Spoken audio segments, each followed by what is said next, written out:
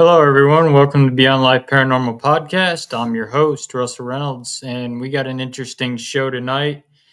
We are going to dive into the mystery of Slender Man, the Wampus Cat, and the Jersey Devil. Want to say hi to everybody that's tuning in the chat. Hi, Damien. Good morning.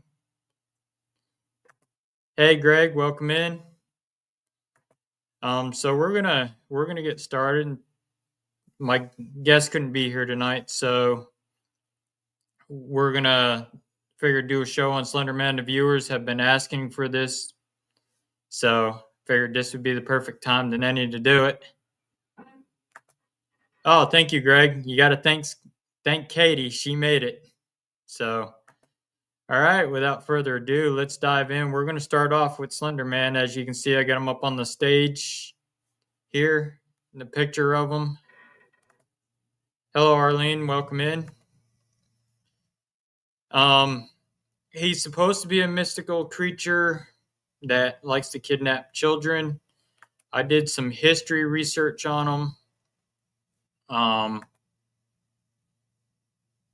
Let's see here. He's in part of the monster category. Some believe he's a demon. Others believe he's kind of like in the fairy category. Some believe he's a tupla, which is kind of what the Tibetan monks used to call forward when they would meditate. They would call in these tuplas to help them in the spirit world when they were meditating and using their mind. But Slender Man's a faceless beast. Its aliases are Der Chirurg, Gore, or Raleigh Hotep, which I think is something Native American. And the titles that they give him is Operator, Overseer, Administrator, Thief of Gods, Thief of Cuck, Candlestick Man, Man in the Woods, Thin Man, Tall Man, Faceless Fae, Faceless Beast, Tarnished Fae, He Who Fell Race, and Fairy Tupla. Personify death, stalking, fear, theft, darkness, and other relationships. He's known as an enemy, proxies, servants, channelings, associates. Occupation is kidnapping children, traumatizing adults, murdering witnesses. Affiliations himself, unseelie court alignment. And they put him in the category of evil. The Slender Man is a mythical fairy or ghoul that is said to wander and roam the deep and dark corners of the woods around the globe. While regarded as a tupla, he acts like a typical mischievous but malevolent fae where he kidnaps children. Appearance: thousands of witnesses describe him of being in a black suit with abnormally long arms, deathly pale skin, unnaturally tall, and with no discernible facial features or characteristics. He's also depicted or described as having elongated appendages that can either install fear into his victim or abduct them. He can, however, assume other forms in order to lure unexpected humans away. He is notorious for traumatizing and abducting his victims, whom are mostly comprised of children. While his true motives are unknown, they are regarded as malevolent. So with a malevolent, I mean, you could count that as maybe something demonic also. But hunters have spotted him in the woods. I'm reading some of the comments here. Slender Man intrigues me. Yeah, he intrigues me too, Damien. That's why we decided to do a show on him. He is one entity or a race or more than one. You might see him as evil, but maybe a higher purpose. True. Hey, Cousin Dawn, welcome in. Josh Baranski, hello. Welcome in. So let's get back to it. Overview of him. While originally thought to be a real supernatural creature, it is later revealed that the Slender Man is nothing more than a tupla.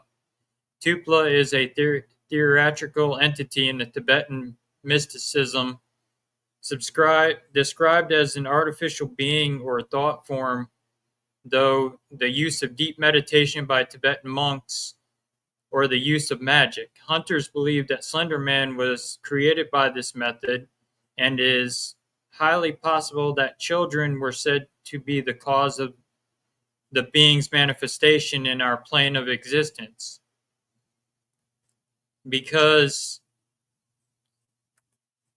anyone abducts children is evil. Yeah, I agree. It is highly possible that the children were said to be the cause of the being's manifestation in our plane of existence. Because of this, he has become an urban legend, a boogeyman used in a wide variety of internet stories to spook online users.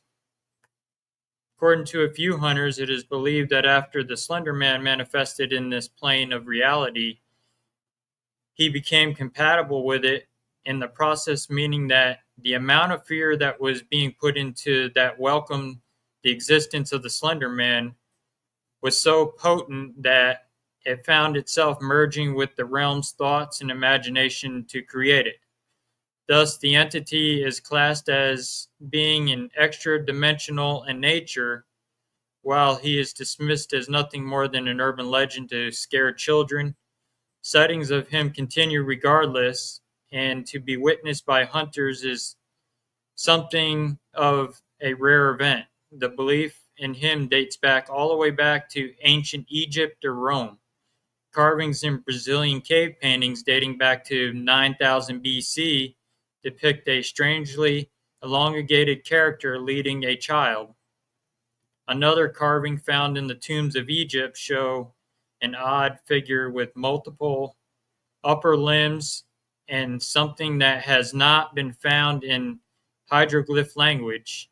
This creature is referred as the thief of the gods. The Slender Man represents a child fear of adults. To a child, an adult is seen as quite massive, imposing, and downright intimidating in their eyes, which makes sense to why the Slender Man is described as being unnaturally tall even in the eyes of adults and teenagers.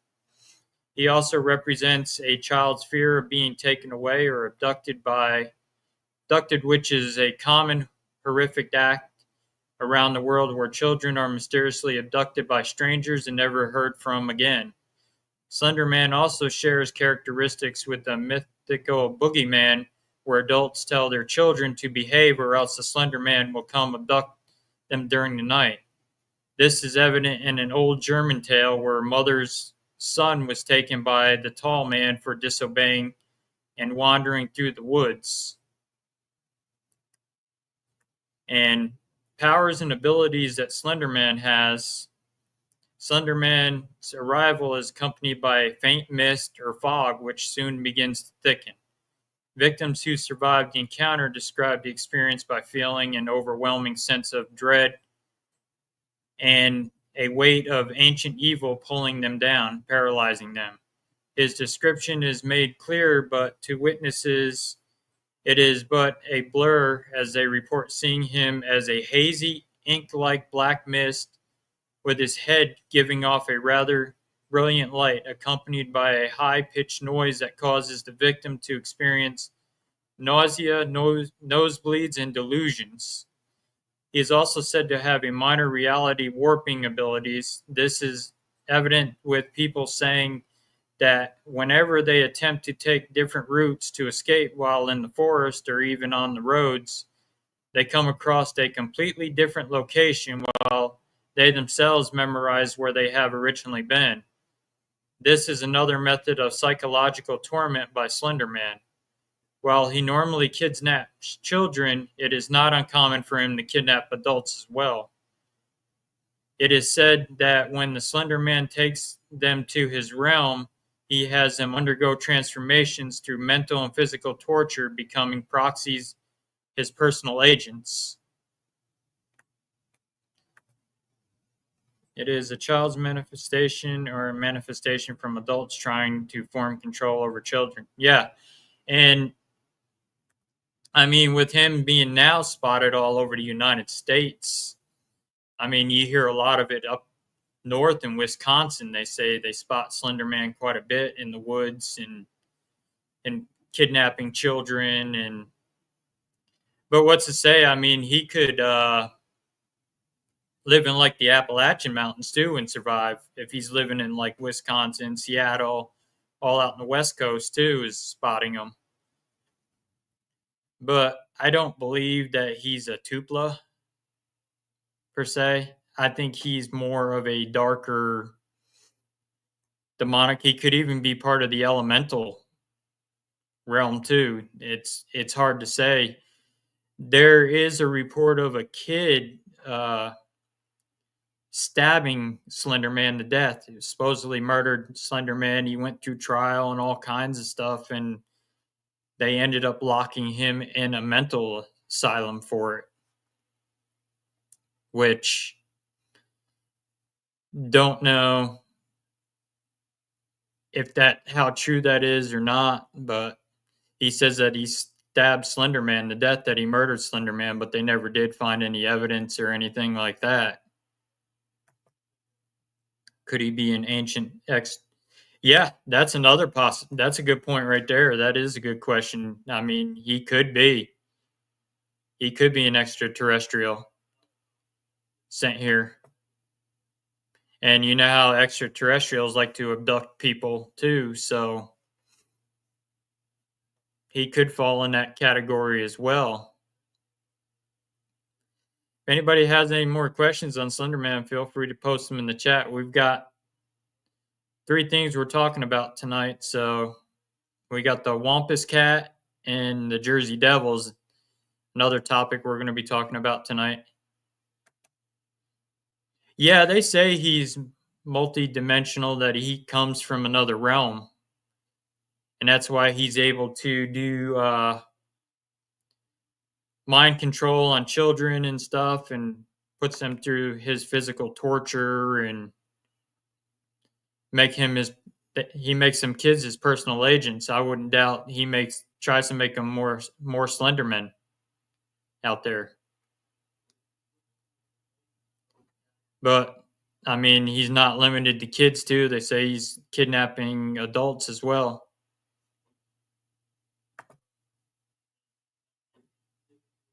Yeah, I mean, Hatman. Yeah, there's theory on Hatman as well too, because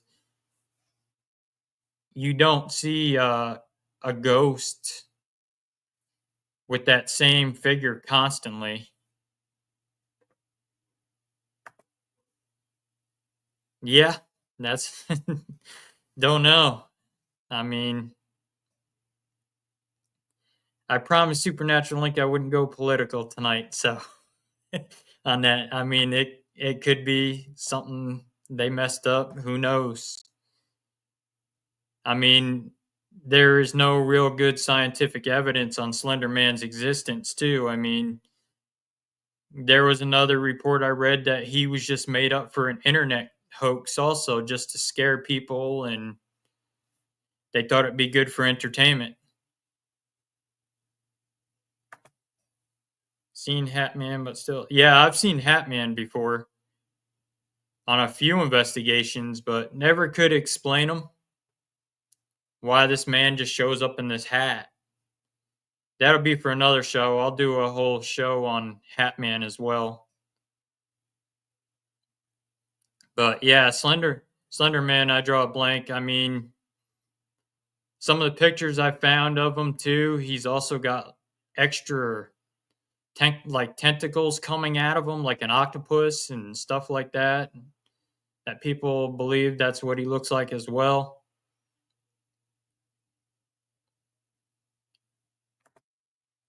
Close Encounters of the Third Kind at end looks like Slender Man at ship. Yeah. Yeah, it could be. I mean, I've seen like an elemental disguise itself as like a humanoid figure.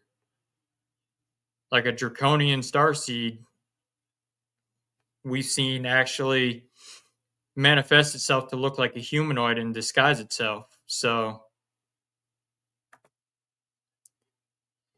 they are starting to get found worldwide now. I mean, they've been spotting them in Germany. They've spotted them all over the United States now. For a while, it was only like Wisconsin was seeing Slender Man in the woods and stuff.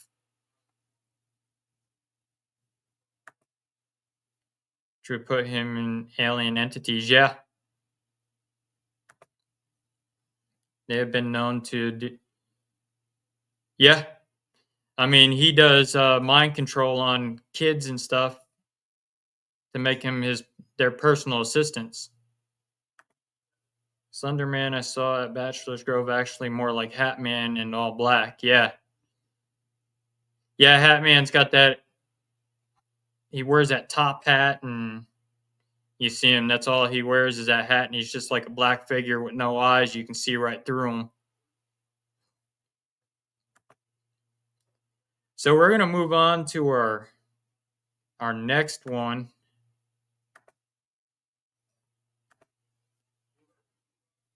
Our next one we're gonna talk about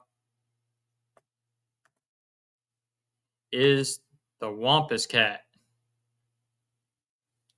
The Wampus Cat is spotted in the Appalachian Mountains. It dates all the way back to the Native Americans, the Cherokees. It's a kind of looks like a mountain lion, but only it's got 4 front legs. So it says the Wampus Cat is a cat-like creature in American folklore that varies widely in appearances ranging from frightful to comical depending on region. Early references from the American Dialect Society describe the Wampus Cat as a creature heard whining about camps at night, a spiritual green-eyed cat having occult powers, or an undefined imaginary animal. Writing in 1951, folklorist Vance Randolph described the Wampus Cat as a kind of amphibious panther which leaps into the water and swims like a colossal mink. And the Wampus Cat was mentioned in newspaper accounts in the 1930s in the Pride Mount of North Carolina, where the creature was accused of killing livestock. Margaret R. Tyron humorous depiction of the Wampus Cat catching an eagle from the 1939 book Fearsome Critters. Henry H. Tyron's humorous 1939 book Fearsome Critters describes the Wampus Cat as being native to Idaho and having an amazing right forearm that works like a folding pruning hook on the pantographic principle. He gives it a binomial nomenclature aquil permildidence. I murdered that word bad. For forcipi. If you haven't heard of the Wampus Cat before, you're missing out on one of the most enigmatic cryptids out there. The legendary creature has roots in American folklore, particularly the Appalachian region. Described as a fearsome hybrid mountain lion and a woman, believers say the Wampus Cat roams the wilderness, emitting eerie sounds that strike terror into the hearts of those who cross its path.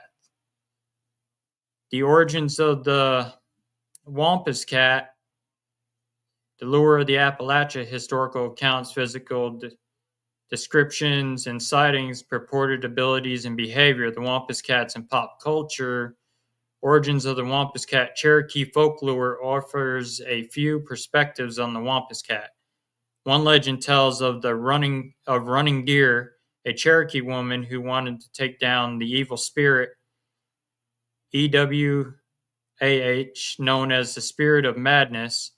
Running Deer wanted revenge for she believed the spirit was responsible for driving her husband, Standing Bear, to madness.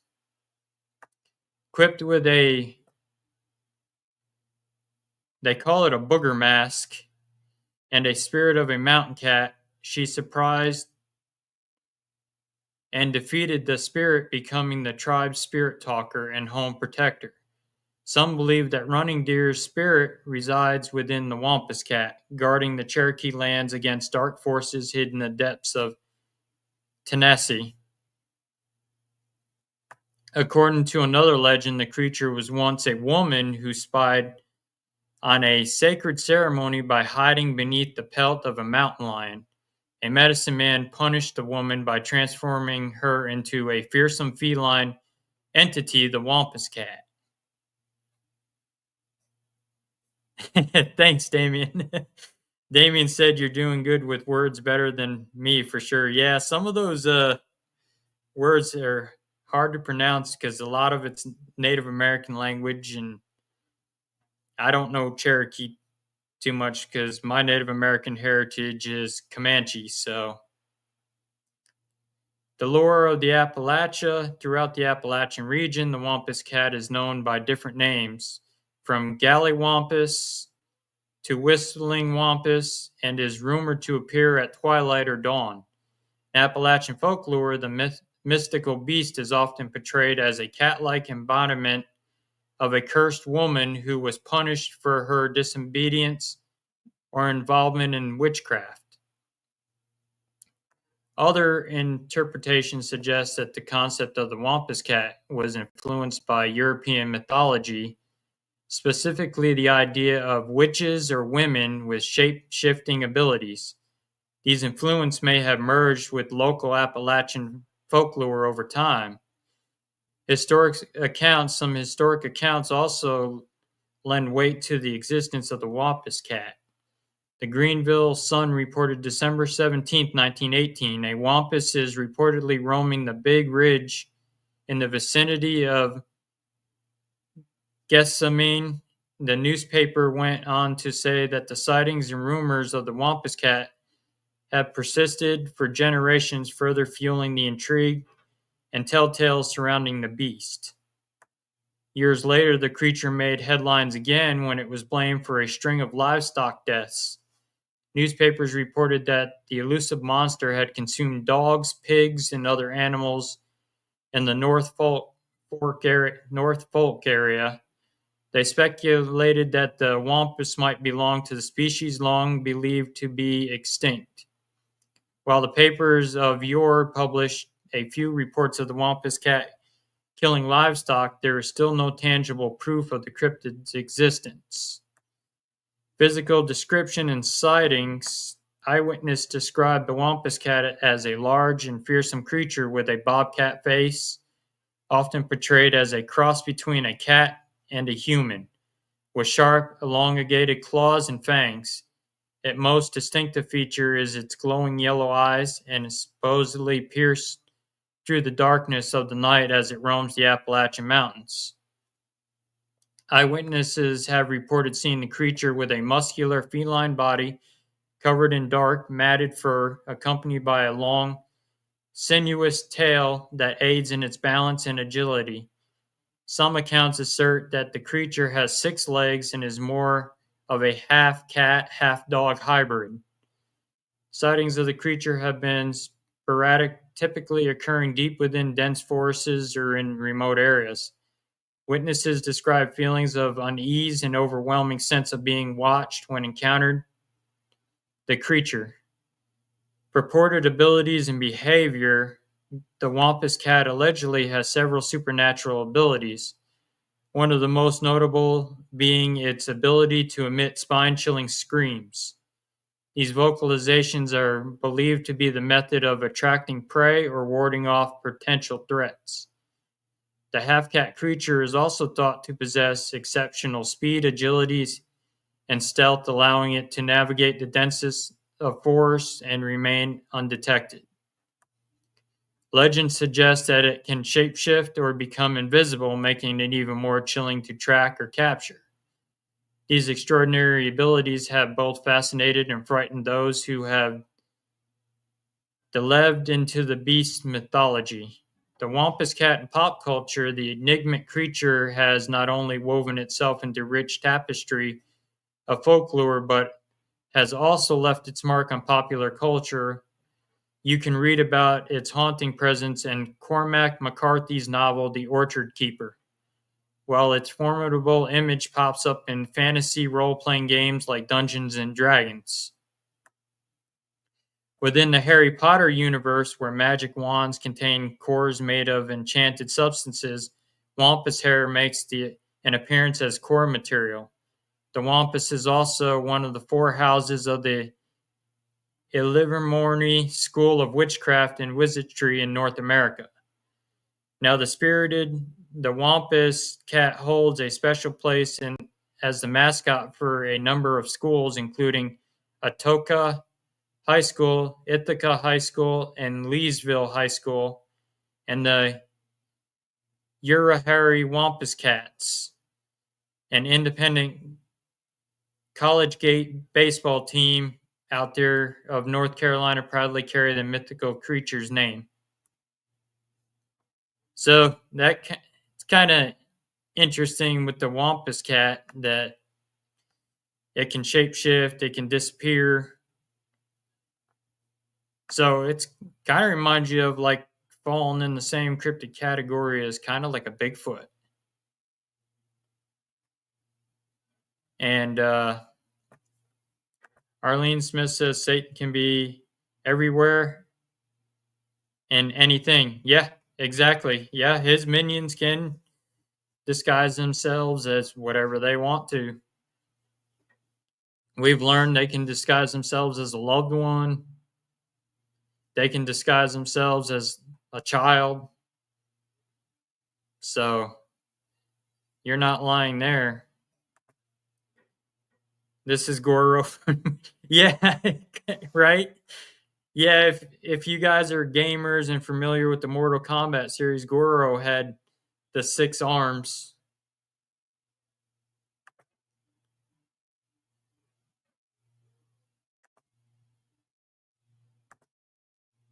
So could he be a skinwalker form? Yeah, it could be. Yeah, it could because I mean it is through the Native American legends that they spotted it in the spirits, and you know how skinwalkers, which Native Americans don't like to call them skinwalkers because that calls them forward. To a Native American, they're known as shapeshifters.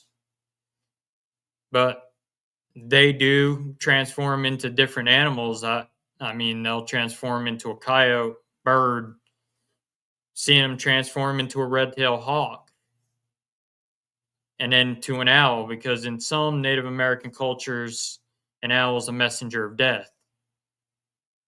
And then other Native Americans believe an owl is a messenger or they're there to bring good luck. But yeah, this wampus cat kind of reminds me of a mountain lion too, and in some ways too. But it does have like the bobcat pointed ears as well. Sounds like a Jericonda that roams Florida. Hey Brian, welcome in. Yeah, I mean they got them Black Panthers down in Florida too. Someone better warn Harry Potter about the owls. Yeah, I mean the Wampus Cat's like a national hero in the Appalachia. Is what they were. I was just reading to you guys that schools worship it and use it as their mascot. Baseball teams use it, so it's kind of pretty common. So I mean, there's a lot of strange things in the Appalachian Mountains. I mean, I'm not surprised if they don't see Slender Man there too as well. You find them by having a bad friend tie a stake around you. Yeah, not only that, you'll have wolves chasing you for that, even bears. So if they tie a stake around a friend's waist and send them running through the woods. Yeah, they seem to be invisible. And that's why nobody's ever caught one on camera or anything like that, because they seem And you know how like a mountain lion is, you don't see a mountain lion a lot of times until it's too late. They'll stand up on mountain tops and watch you and stalk you from there till you get close enough till they can pounce. So, I mean, they may be doing this, following the same type of stalking that a mountain lion does. Always take a friend you can outrun. Yeah, right. I don't know if you can outrun that thing. I mean, if it's got 6 legs, imagine the speed that that thing's got. It probably runs faster than a mountain lion. And with the muscles, you see how the definitive muscles in its arms and stuff,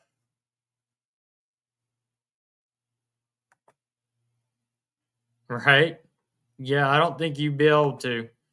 That thing would probably stand up on its hind legs and swatch it. Probably stand up as tall almost as a grizzly bear if it probably stood up. Yeah, true. Don't climb a tree. Yeah, they'll probably climb a tree. But yeah,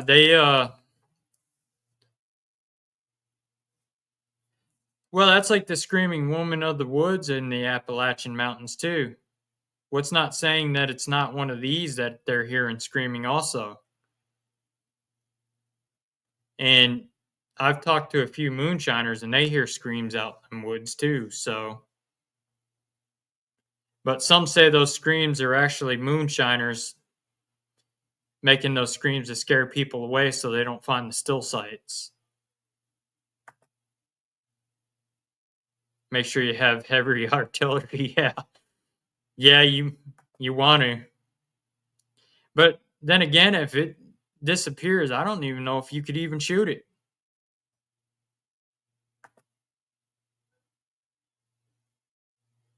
Yeah, miss they are. I mean, yeah, screaming tribal woman and then but the woman also I did a show not too long ago on the screaming woman of the Appalachian. What they believe it's a girl that been murdered by a bunch of loggers. She was home by herself and they drug her back into the woods back there and she was never at rest and they buried her deep in the woods and they never found her.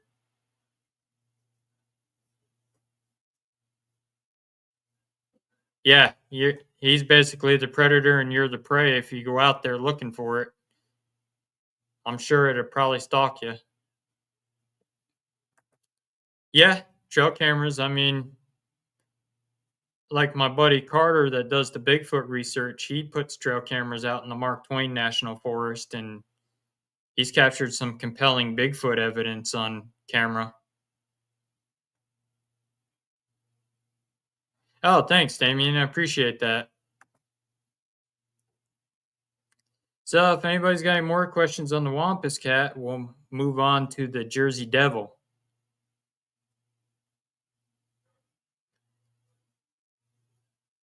I give everybody a few more minutes, put some more questions in the chat before we move on. They move faster than a shutter speed, you'll not catch them on cam. Now, if they can move faster than that, yeah, you definitely won't catch them on a camera. Not even a video camera because the shutter speed on even a video camera is not fast enough to even film them. You may just catch the flash of them, but you're not going to get a definitive look at it.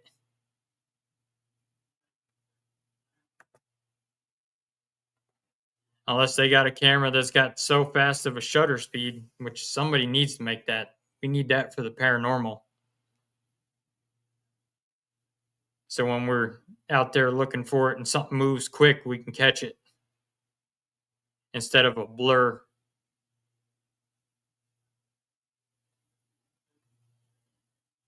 All right, we're gonna move on.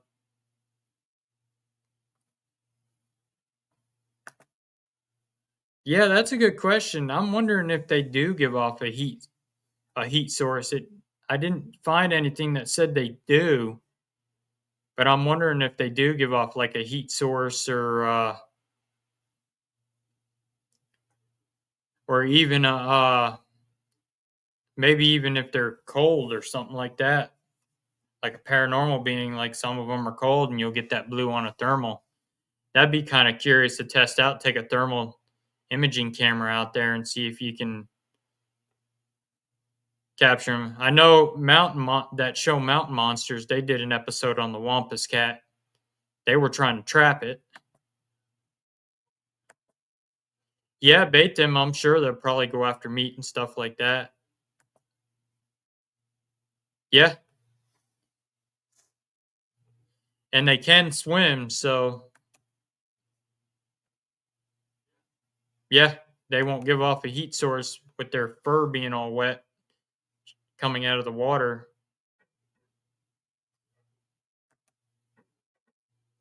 Yeah, it'd be definitely cool to take a thermal imaging camera out there and see if you can try to capture it on the thermal. But you got to figure there's more than one cryptid out there in them Appalachian Mountains, so you don't know if you're gonna get a Bigfoot, the feral people out there, or sheep squatch. I mean, that Appalachian's known for all its cryptid and that paranormal stuff that goes on. That's why so many people go missing out there. And it could be this thing too, why people go missing as well. It could contribute to it, being it's a predator and people never find the bodies. Like you're missing 411. I was always wondering if there are people out there that would rip you off and steal your cameras. Yeah, I mean, in the national parks, you got people hiking those trails constantly. I mean, you got to be very careful, but they do make padlocks so you can padlock them to a tree now, so people can't steal them or get to your SD cards. Anyone got catnip? I don't know if it'll respond to catnip like a regular cat does. Cryptid playground, yeah. Appalachian is a cryptid playground, that's for sure. I mean, it goes the Appalachian Mountains to the Smoky Mountains, so. All right, we're going to move on to the Jersey Devil,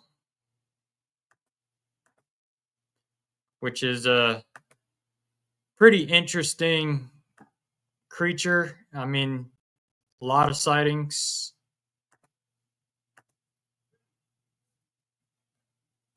Of what people have been reporting of the Jersey Devil.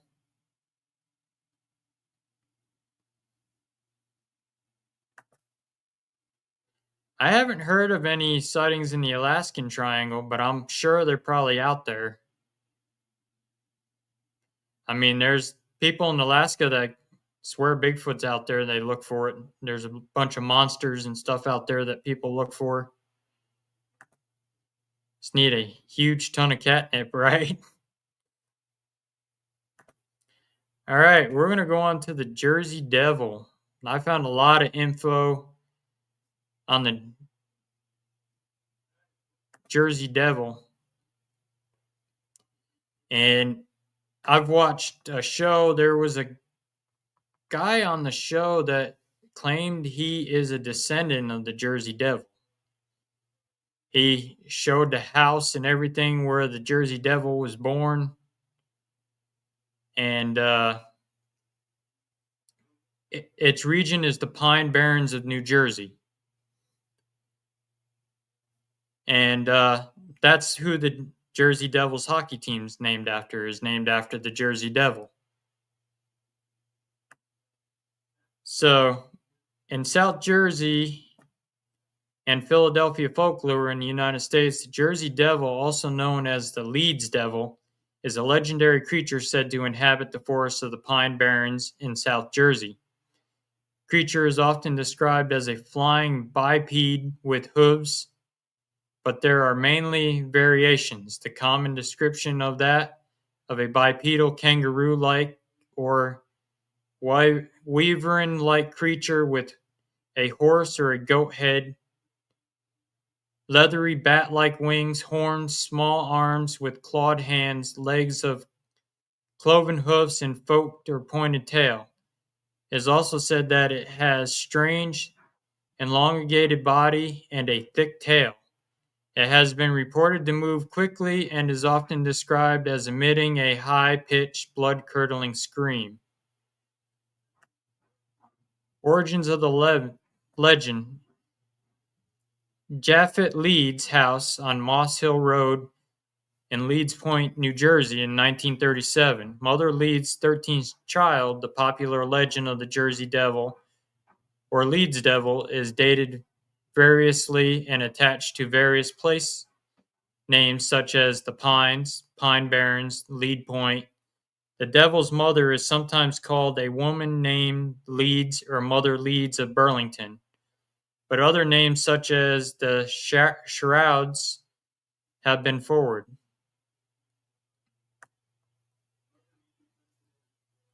According to some, the child transformed into the creature with hooves, a goat head, bat wings, and a forked tail. Growling and screaming, the child beat everyone with its tail before flying up the chimney and heading into the pines. In some versions of the tale, Mother Leeds was supposedly a witch, and the child's father was the devil himself. Some versions of the legend also state that the local clergyman subsequently attempted to exorcise the creature from the Pine Barrens. In a different telling, localized not at Leeds Point but at Estaville near Mays Landing, a Mrs. Leeds became pregnant around 1855 and rejected her baby, wishing a stork would deliver a devil. Thus, a winged devil was born and flew out the window. It would intermittently return, but the mother would shoo it away. The Leeds family, prior to the early 1900s, the Jersey Devil was referred to as the Leeds Devil or the Devil of Leeds, either in connection with the local Leeds family or the eponymous Leeds Point in South Jersey.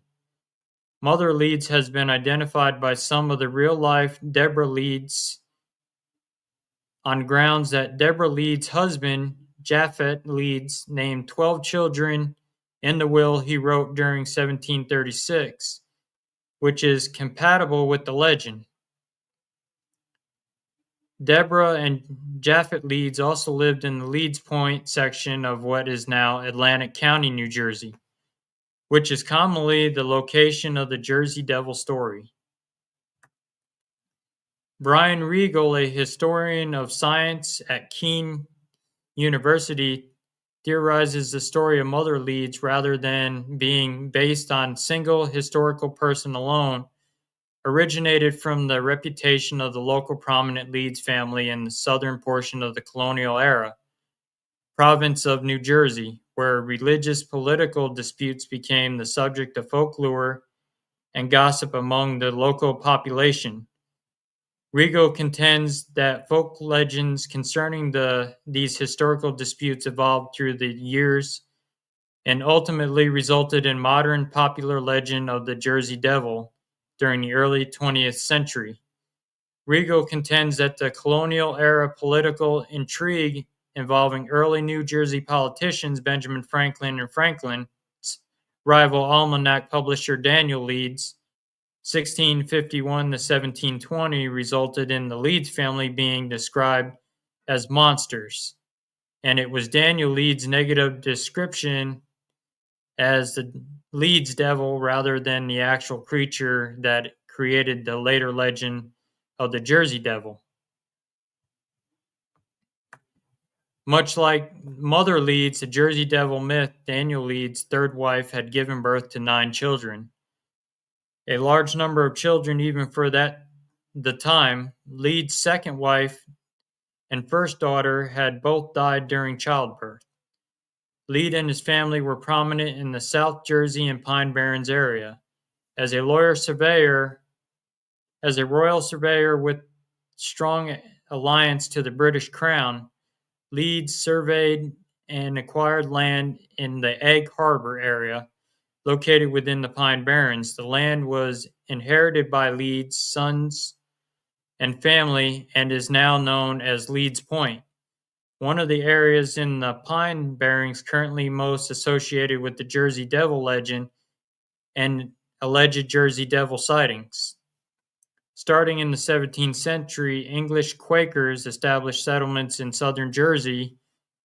The region in which the Pine Barrens are located.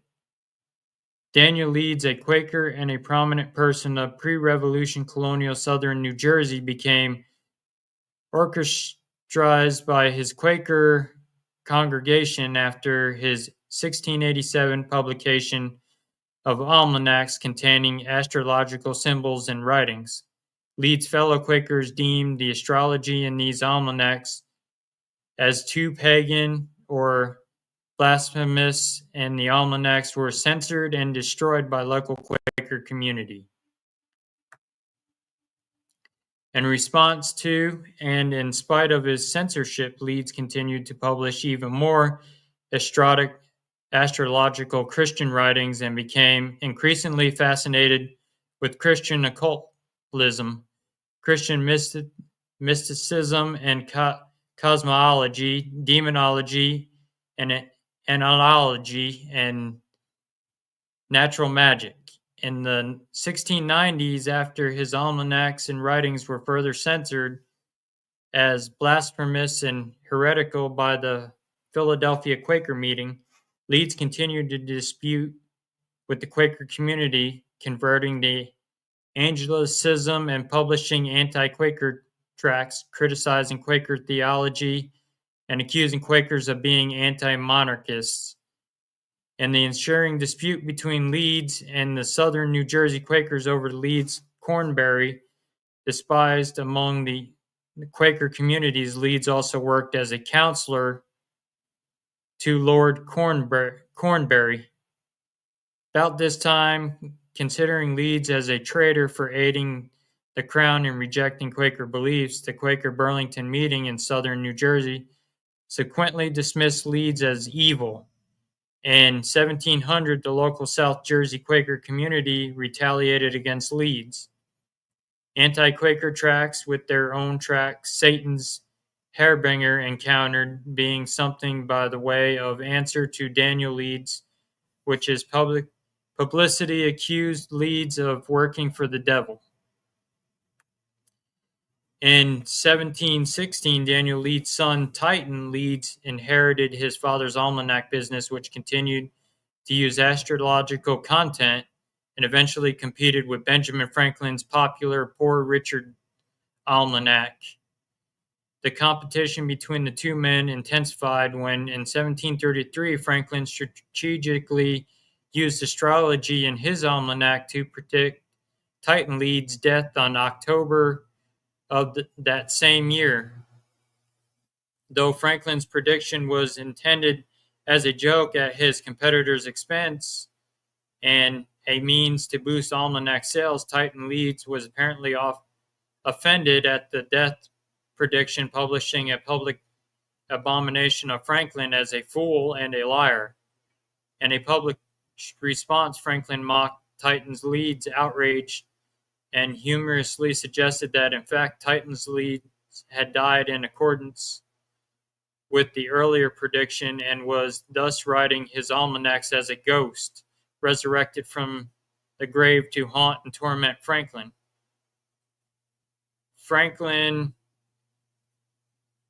continued to jokingly refer to Titan Leeds as a ghost even after Titan Leeds' actual death in 1738. Daniel Leeds' blasphemous and occultist reputation and his pro-monarchy stance in the legendary anti-monarchist colonial South of New Jersey, combined with Benjamin Franklin's later continuous depiction of his son Titan Leeds as a ghost, may have originated and contributed to the local folk legend of the so-called Leeds Devil lurking in the Pine Barrens.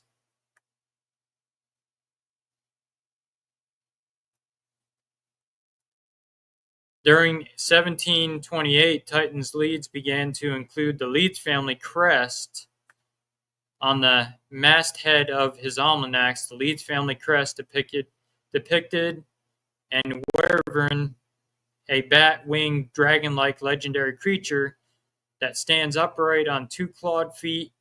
Regal notes that the wyvern on the Leeds family crest is reminiscent of the popular descriptions of the Jersey Devil. The inclusion of the family crest on Leeds almanacs may have further contributed to the Leeds of the family's poor reputation among locals and possibly influenced the popular description of the Leeds Devil or Jersey Devil. The fearsome towards royalty and aristocracy, and notably with the family crest were associated, may have helped facilitate the legend of the Leeds Devil in association with the Leeds family with devils. The Leeds Devil, Regal notes that by the late 18th century and the early 19th century, at the latest, the Leeds Devil had become an ambiguous legendary monster or ghost story in present-day South Jersey. In the early to mid-19th century, stories continued to circulate in southern New Jersey of the Leeds Devil, a monster wandering the Pine Barrens. An oral tradition of Leeds Devil monster ghost stories became well established in the Pine Barrens area. Although the Leeds Devil legend has existed since the 18th century, Regal states that the more modern depiction of the Jersey Devil, as well as the now pervasive Jersey Devil name, first became truly standardized in current form during the earliest 20th century. During the pre-revolutionary period, the Leeds family, who called Pine Barrens home, soared the relationship with the Quaker majority. The Quakers saw no hurry to give their former fellow regionalists an easy time in the circle of gossip. His wives had all died, as had several children. His son Titan stood accused by Benjamin Franklin of being a ghost. The family crest had winged dragons on it, and in time when thoughts of independence were being worn, these issues made the Leeds family political and religious monsters. From all this, over time, the legend of the Leeds Devil was born. References to the Jersey Devil do not appear in newspapers or other printed material until the 20th century. First major flap came in 1909. It is from these sightings that the popular image of the creature, bat-like wings, horsed head, claws, and general air of a dragon became standardized. Indeed, many references to the Leeds Devil or Devil of Leeds appear in earlier printed material prior to the widespread usage of the Jersey Devil name. During 1859, the Atlantic Monthly published an article detailing the Leeds Devil folk tales popular among Pine Barrens residents or pine rats. A newspaper from 1887 described sightings of a winged creature referred to the Devil of Leeds allegedly spotted near the Pine Barrens as well, and well known among the local populace of Burlington County, New Jersey. Whenever he went near it, it would give a most unearthly yell and frighten the dogs. It whipped at every dog on the place. That thing said, the colonial is not a bird nor an animal, but it is the Leeds Devil, according to the description, and it is born over in Isham, Burlington County, 100 years ago. There is no mistake about it. I never saw the horrible critter myself, but I can remember well when it was roaming around the Isham woods 50 years ago, and when it was hunted by men and dogs and shot at by the best marksmen there were in all of South Jersey, but could not be killed. There isn't a family in Burlington or any of the adjoining counties that does not know of the Leeds Devil, and it is the boogaboo to frighten children with when I was a boy. And in reported sightings, there have been many claims of sightings and occurrences involving the Jersey Devil. According to the legend, while visiting the Hanover Millworks to inspect his cannonballs being forged, Commodore Stephen Decatur sighted a flying creature and fired a cannonball directly upon it to no effect. Joseph Bonaparte, elder brother of Napoleon, is also claimed to have seen the Jersey Devil while hunting on his Bordentown estate about 1820. During 1840, the Jersey Devil was blamed for several livestock killings. Similar attacks were reported during 1841, accompanied by tracks and screams. In Greenwich Township in December of 1925, a local farmer shot at an identified animal as it attempted to steal his chickens, and then photographed the corpse. Afterwards, he claimed that none of the 100 people he showed it to could identify it.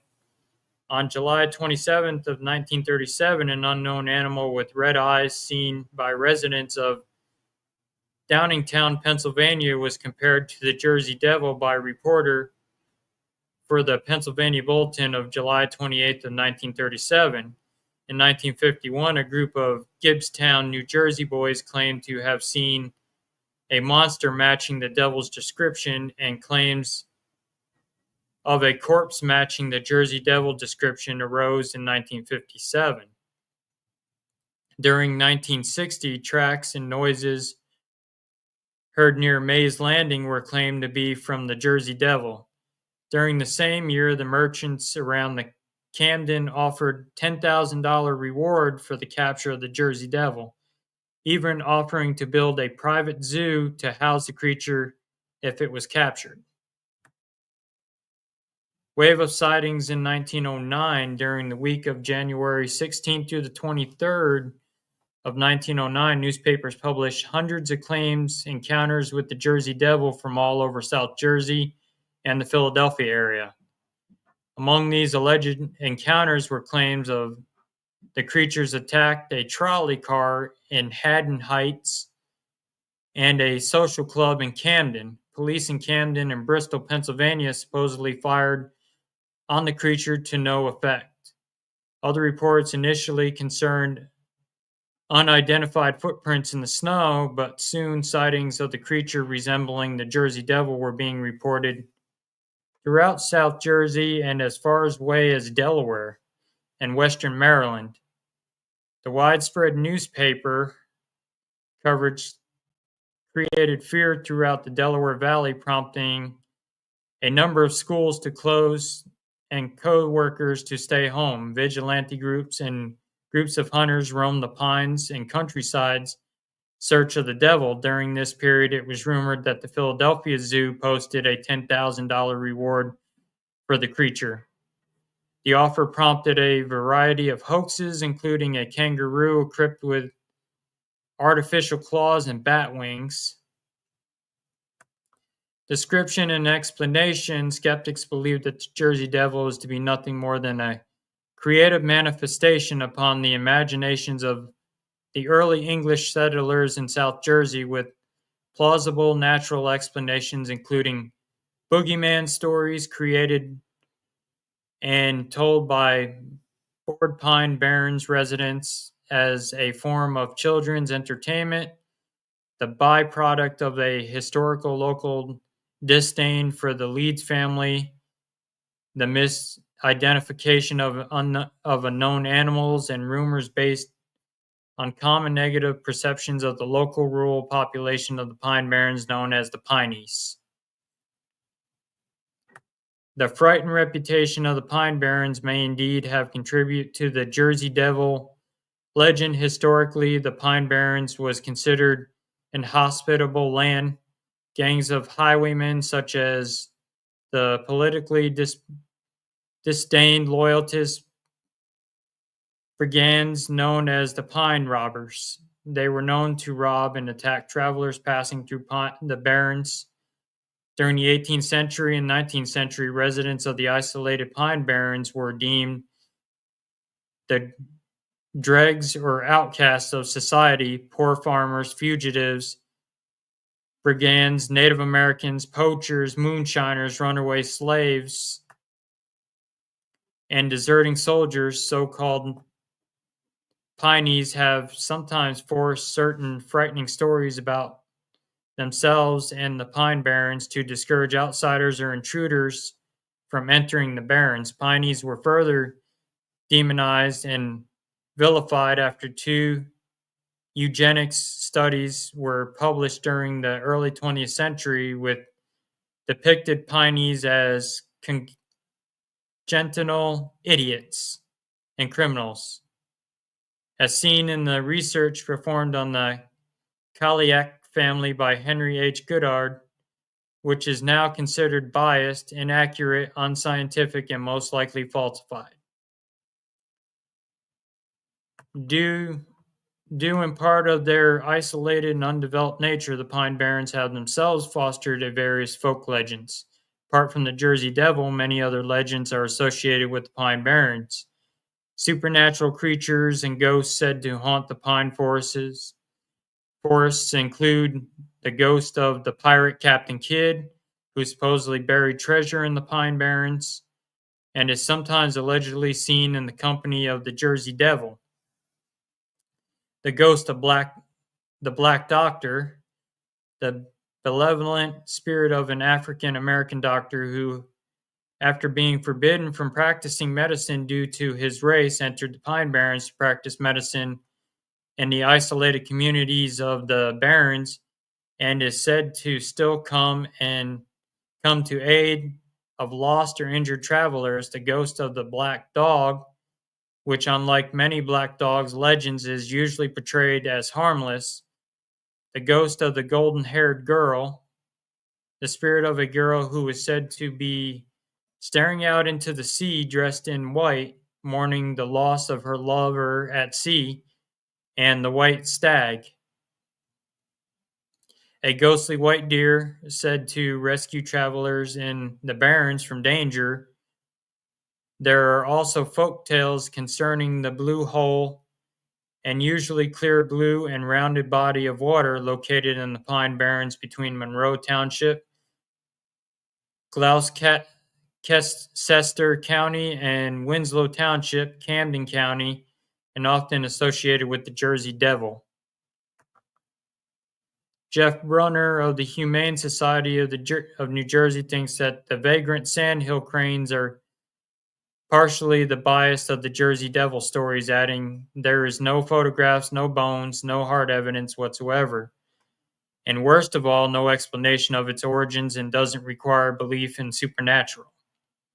Sandhill cranes are not indigenous or well known to South Jersey, are approximately the same size as the alleged Jersey Devil, and produce distinctive loud vocalizations as unfamiliar animals with distinctively loud trumpeting call, wayward or vagrant migrate. South Hill cranes that end up in South Jersey would thus potentially startle or frighten Pine Barren residents at night or under their circumstances in which the animal's true appearance was unclear."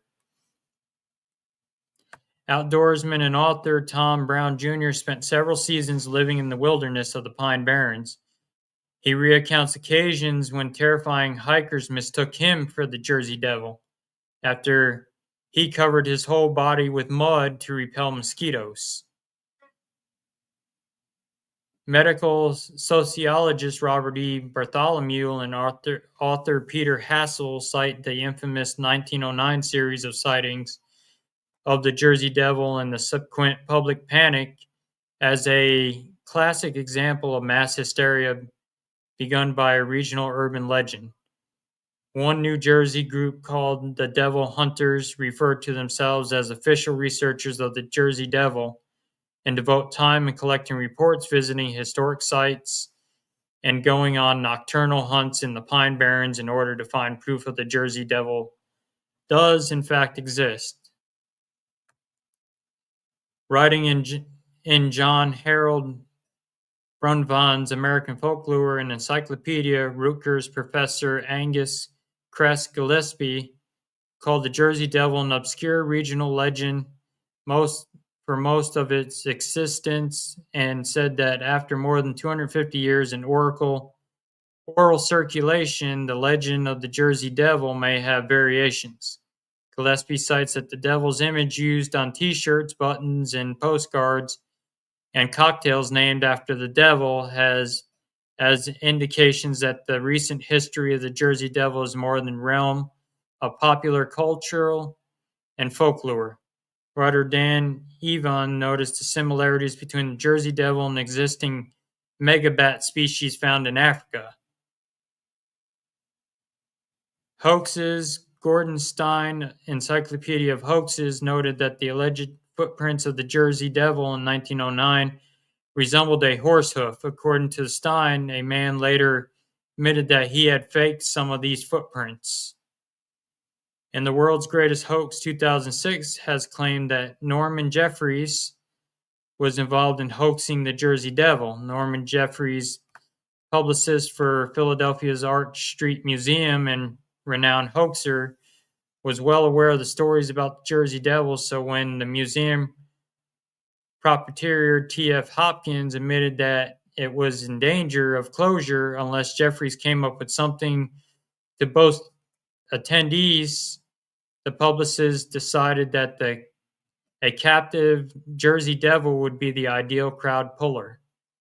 He also planted non-fictional newspaper stories about the sightings of the devil. During the 1909, Jeffries and his friend Jacob Hope, an animal trainer, purchased a kangaroo from a circus and glued artificial claws, bat wings onto it. They declared to the public they had captured the devil, and it was displayed on the museum. 20 years later, Jeffries admitted to the hoax. In board games, Fearsome Wilderness, depicting the Jersey Devil, in Man and Beast, an American comic legend, folklorist Roger Dorson outlined 6 criteria for establishing distinction among legendary creatures of American folklore. While the Jersey Devil was not expressly cited by Dorson, it nevertheless qualifies as the same level of relevance. Original research. Dorson specifies that the qualifier must exist in oral tradition, inspired belief, and conviction to become personalized, would institutionalized, be fanciful or mythical, and contain a comical side, which endears it to the American public. Oral tradition of the Jersey Devil well predates printed newspaper accounts, and belief in its own existence by many continues. The latter is more evident not only by commentators who elaborate on this possibility, but also by investigative programs such as Mother Leeds, 13th Child, in search of monsters, lore, and monsters and mysteries in America. As a fixture of organizations, it is the namesake for 2 professional ice hockey teams. The first, the Jersey Devils of the Eastern Hockey League, played from 1964 until the league folded in 73. The second, New Jersey Devils of the National Hockey League, played since 1982. The current team was formerly known as the Colorado Rockies, and their name was chosen by a poll shortly after the team relocated to New Jersey. The same trend towards cultural incorporation is further exemplified by the Jersey Devils' approximation in toy lines, such as its inclusion as a vinyl figure in Cryptozoic Entertainment, Krypton's Blind Box, as well as its application by Motiv by Six Flags Great Adventure for their Jersey Devil coaster developed by Rocky Mountain Construction. So there you have it on the Jersey Devil. Let's go scroll back to the comments here. I saw you guys were commenting while I was reading. Yeah, 20,000 people missing in the Appalachian is a lot. Doesn't like this one has any glide ratio. JD seems to like humanoid hot areas, but seems to be branching out while yeah, blood curdle scream would be more if I saw one, right? I mean, there's people reporting even to this day they're still seeing the Jersey Devil. February 1855, South Devon, after heavy snowfall, hooves footprints were seen roof grounds and covered distance up to 100 miles, 4-inch long, 3-inch wide. Still sounds connected to similar. Yeah. No, this wasn't Photoshop. This was an actual picture that somebody actually took of it.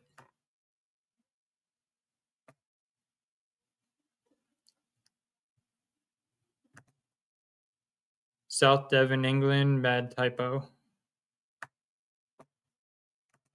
Yeah, Josh Gates did a show on that. Yeah, he did. He did one on that. I think he did one on Mothman also. Hey, Rebecca, welcome in.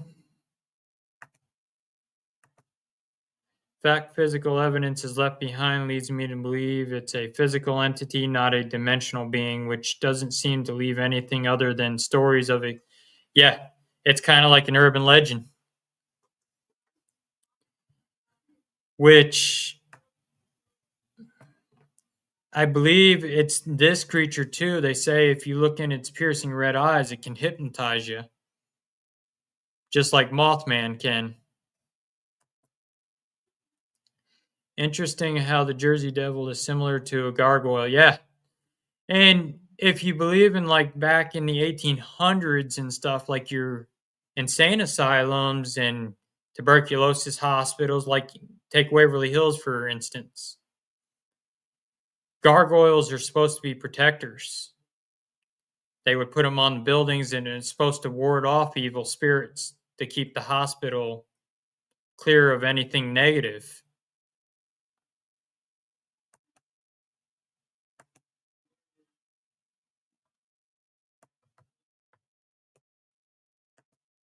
Do you believe in the JD or you open mind? I believe it can exist in ancient Egypt, has hieroglyphs depicting wing. Yeah, I mean, I have an open mind to it. I've been to New Jersey several times. I mean, I grew up on the East Coast. So, I mean, I've heard reports of the Jersey Devil since I was a kid.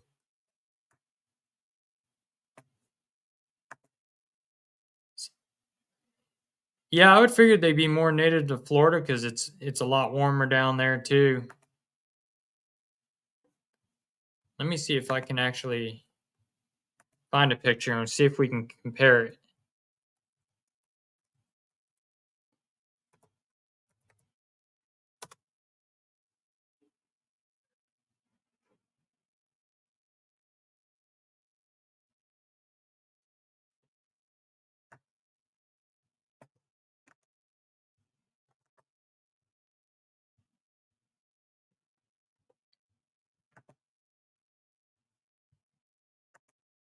But yeah, I mean, but it's weird though. If they're saying it's a sandhill crane, I'm looking at one right now, and I'll post it up on the screen for you guys.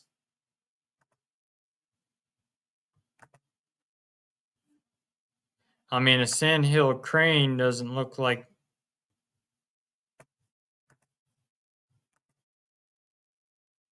There's a sandhill crane.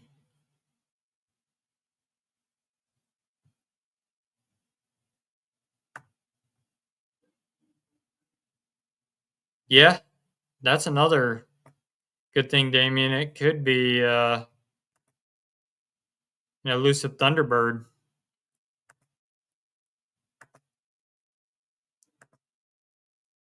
Sea eagles have a 2.4 millimeter wingspan. Door frames are 2 meters for size comparison.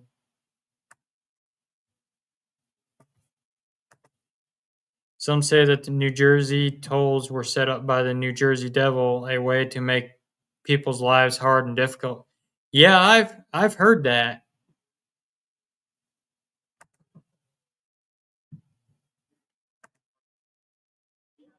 I'm doing good, Granzer. How are you? Thanks for coming in.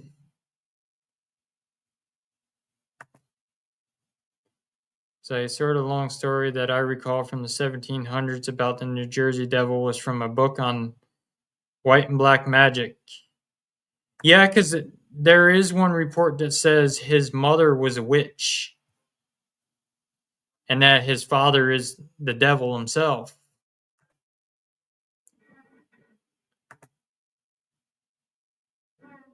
So, have you read any ideas that the New Jersey Devil may be an animal that was maybe in abundant when the first Europeans came over? I mean, yeah, I mean, it's a possibility.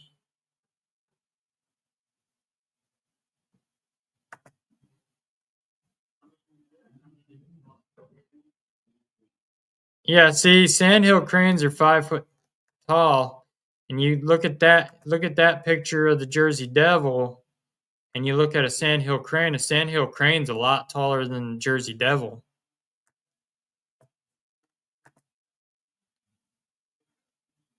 Yeah, we've got sandhill cranes here in Missouri as well.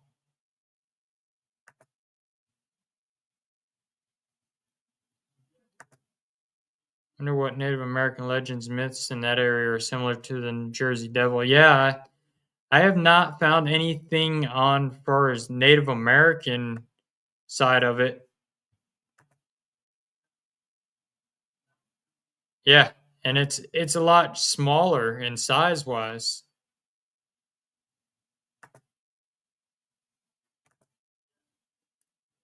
Oh, a dodo bird.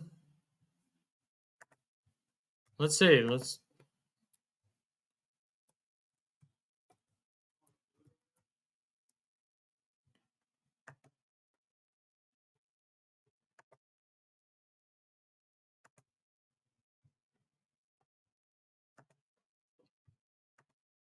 see. I was able to find a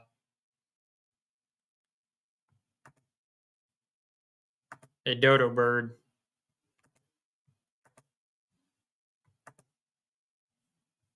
and to me, the dodo bird don't even look nothing like it either.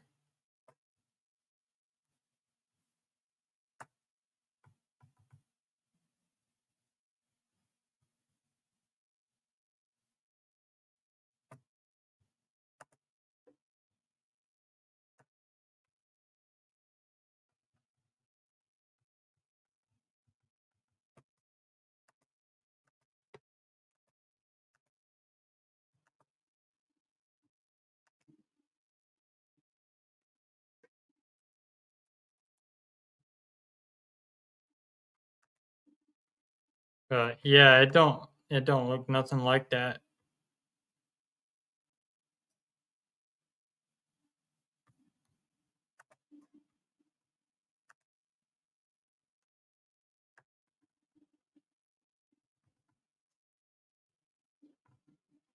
Some reason the picture I found it won't let me pull it up.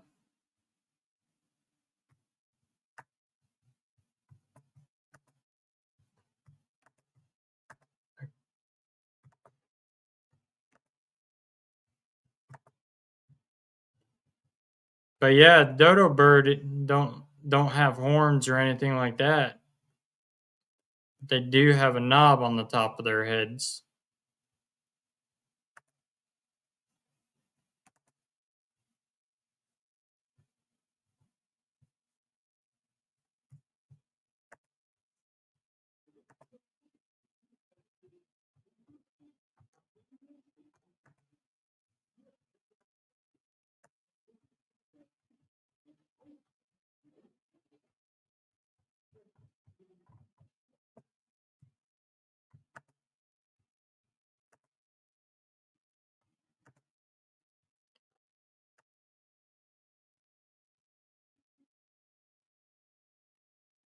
But yeah, I don't think it's a dodo bird, Damien.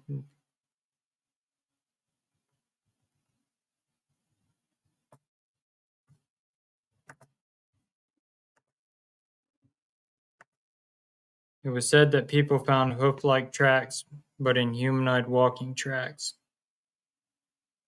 There was that one report that I read that said that his tracks were somebody had faked them.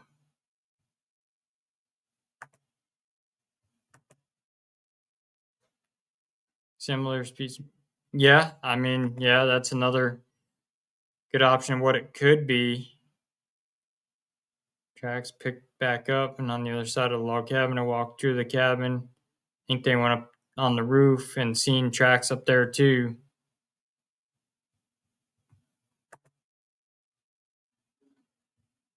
Zona 1890, yeah. Gargoyles.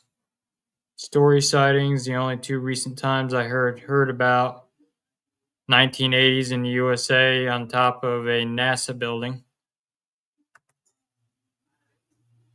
The other in Chile in 2010.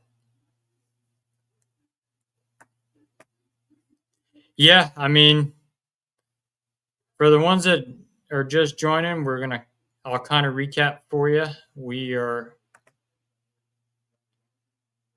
might have to scroll up for my story in New Jersey Devil, if that makes sense. To recap, we were talking about Slender Man tonight. The Wampus Cat from the Appalachian. And then the New Jersey Devil.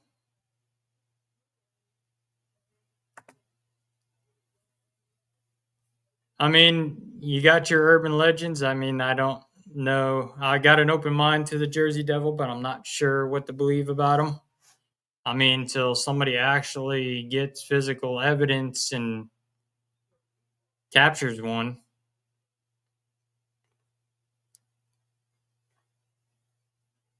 But it's weird how it only stays to like New Jersey and Philadelphia area. There's no sightings anywhere else.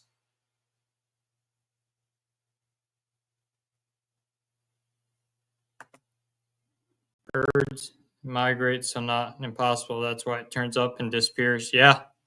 I mean, if it is a bird-like creature, and they say it's got bat wings, so it may be part bat also. Be out in Highland soon in the woods and forests if I see some. So I'll see if, yeah, if you do, Damien, capture that on film and I'll get you on the show and we'll show that. Because I'd be curious to see if you capture that on film.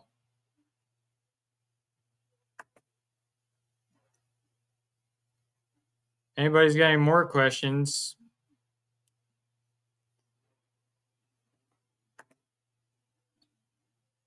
Always wear a body cam. Awesome. It's been a while since anyone New Jersey Devil sightings. Yeah, it's been a while. It's gone away. That's what I'm saying. I mean, no sightings in decades. Could it be a hoax or just fairy tale that's made up just to scare people or just create an urban legend? I mean, it's not hard to create an urban legend.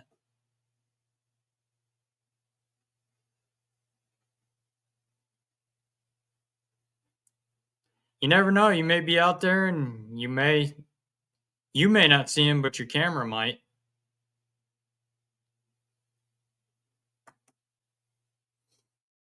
But like I said, it's easy to create an urban legend. A buddy of mine and I did that in a cemetery that we were investigating. We were sitting on a bench and we were doing an EVP session. This car had pulled into the driveway of the cemetery. And I said to my buddy, you wanna mess with them? We knew it was teenagers. They were coming in there either to do party in the cemetery or they were coming to vandalize. So I was like, you want to have some fun? And he was like, yeah. And I said, in the count of three, both of us were in both dark clothing. So count of three, both of us get up and start walking towards that car and stay side by side. So counted three, we got up and we started walking towards the car. And we stayed side by side and they seen this big black figure just come walking at them. And I never seen a car slam it in reverse so quick and peel out of there. And then shortly after, the next day, there's an urban legend that two figures sitting on the bench after midnight in the cemetery. Russell, it's like a young Russell sighting. And the guy looks like he was 14 years old, maybe younger. Yes, I wish I was 14 again. Yeah, there you go, Damien. Dress like a child. That might lure Slender Man out because he's known to kidnap kids. So, urban legend versus creepy pasta. Must admit, Hat Man is what drives me. It's him. I do hunt. Let me see if I can find a picture for some of the viewers that don't know who Hat Man is.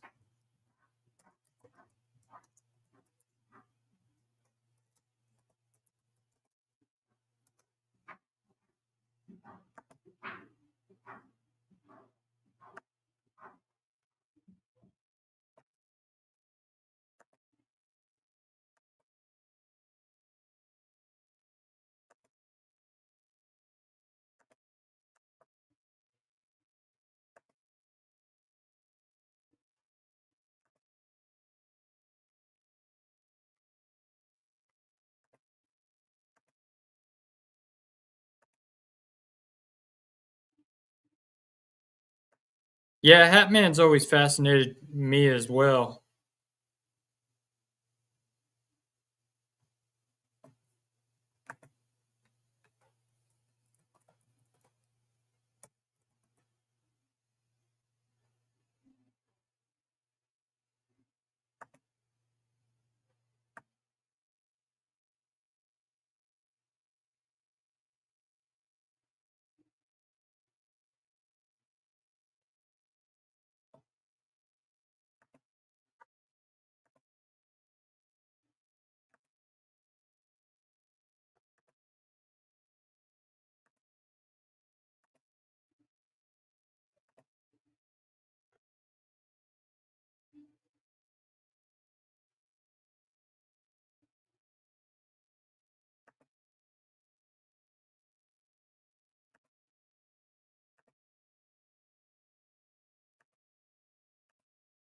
Trying to share my screen here, guys. So just give me a minute here.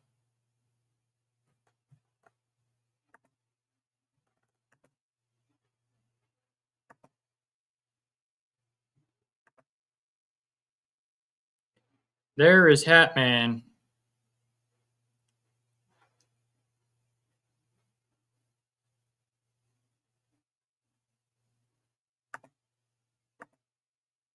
Got a new cam in 2 weeks. Russell Fernando, aka William DeFalco, Cryptids and Monsters YouTube channel, talked about Grinning Man. I've heard of Grinning Man. Yeah, he's supposed to be like a ghost, and he's always got kind of like a evilish grin on his face. Thanks, Greg. Appreciate it. And on my Facebook, I posted, but had no physical features.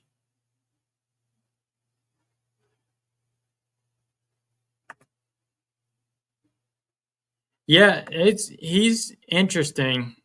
Hatman is.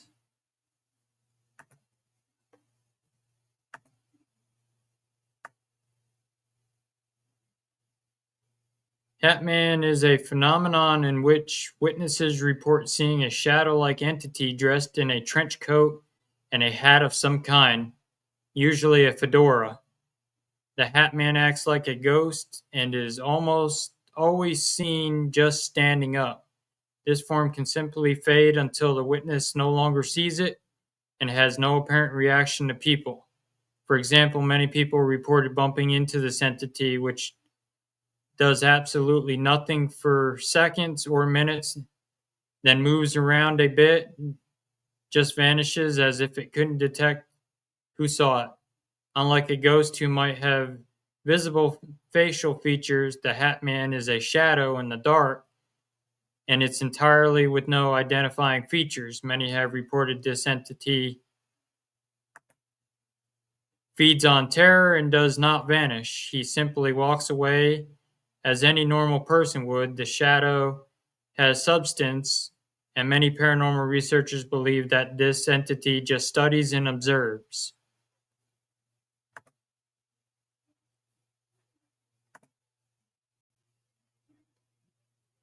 Not too much on Mothman. I know he's another mythical creature that people report, another urban legend.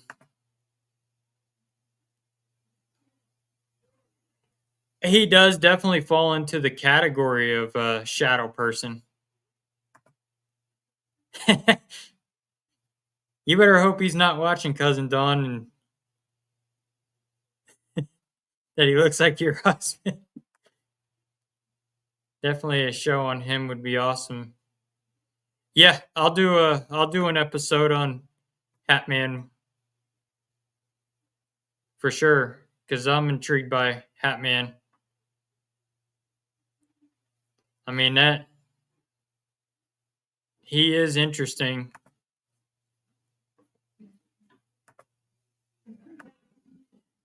And they say the behavior of him is not believed to be dangerous at the moment. The most he is doing is typically standing in the corner of a room watching.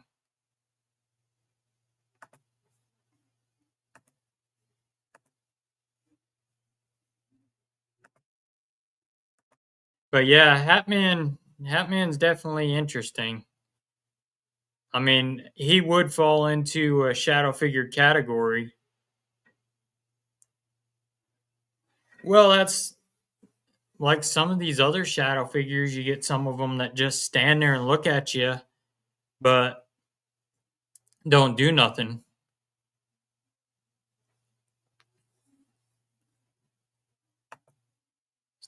Not I disbelieve other cryptids, but him I've seen and touched.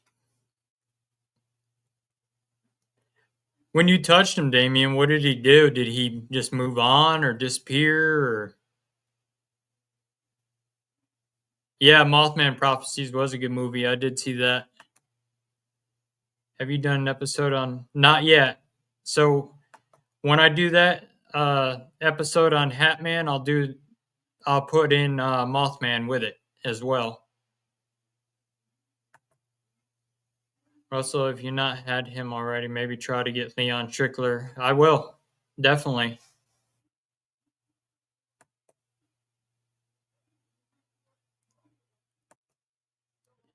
I went back to bed, fell asleep. So the Hatman, a voyeur. They like to watch. Not yeah, kinda. He's basically a shadow figure ghost. Don't know what he was. If he was alive, nobody can. Scientists don't know what even Hatman is either. I mean, all we know is he's a shadow figure entity, but we don't know of what. If it was ever living or it's from another dimension, another realm somewhere. I don't even know. I don't even have the answers on Hatman. That's what makes him so much of a mystery with it because nobody can depict on what Hatman even is.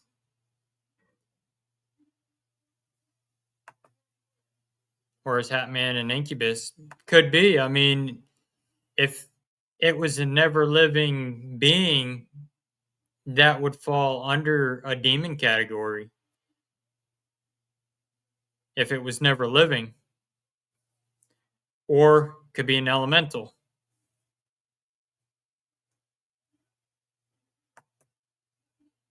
Russell, you were wearing a hat or Catman, right? Thanks, Josh. I appreciate that. But yeah, I mean, it's hard to say what Hatman if he's. But I mean, if he was an incubus demon or a demon figure, you would figure he would want to hurt you, not just stand there and watch. it would attack you like a demonic entity would, which is weird because it just stands there and lurks like a creeper. Only one encounter, that's why I'm still angry normally.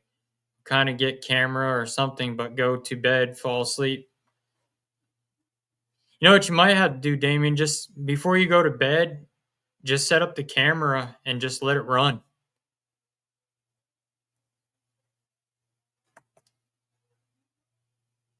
He did just watch. Yeah, I mean, so if he was part of the demonic, he would want to attack or anything like that.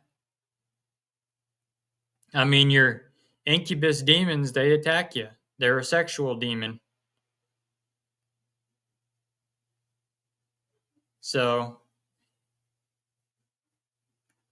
but we'll definitely do a show on Hat Man and Mothman, and there's plenty of cryptids to do. Bunch of shows. So, if anybody else got any questions, feel free to post them up in the chat. Russell, I guess maybe Hatman either waits for the victims to fall asleep, then attack. It could be. I mean, that's probably what it does. It lurks and then waits till you fall asleep and then goes after you because when you're sleeping, you're vulnerable.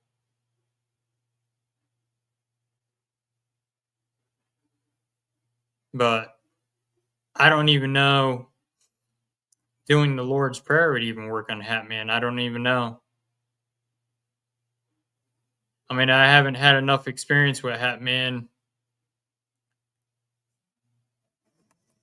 to really give a conclusion on it. Russell or the Hatman tries to keep people up, so it sleep deprives them and it weakens people more. Yeah, I mean, it could be like a regular spirit that gets influenced by something darker. I mean, a darker demon can influence a spirit to do its dirty work.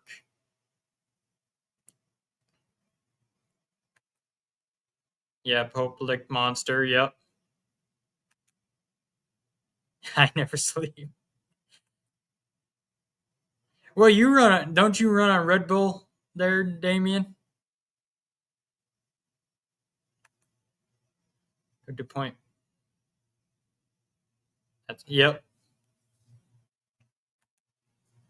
Now the Lord's Prayer rarely works. One has really believe.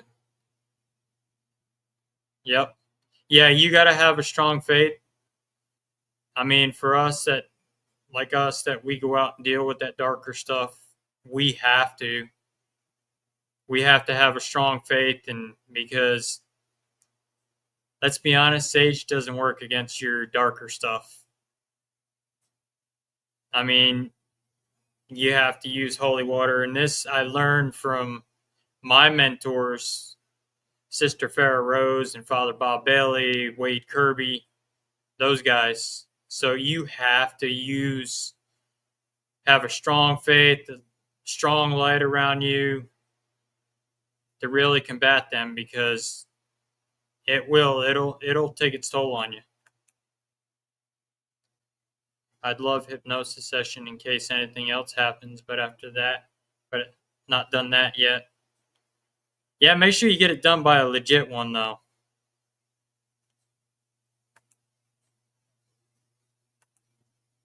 Only Red Bull. Yep, I thought so. I remember you saying you drank some kind of energy drink.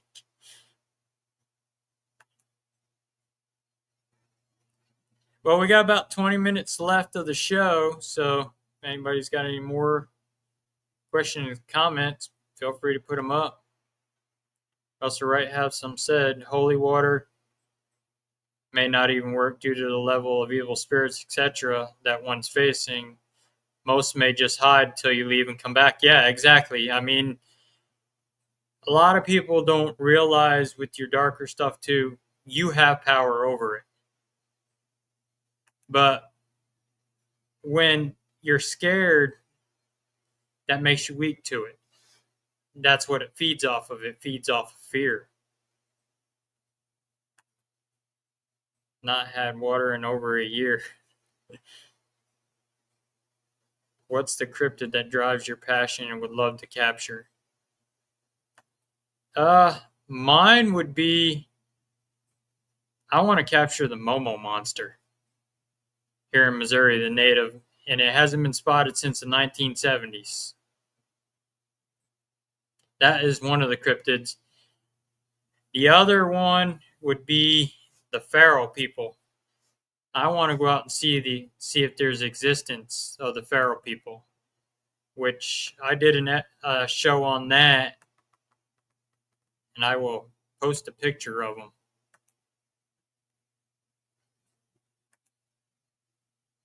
This is the Pharaoh people.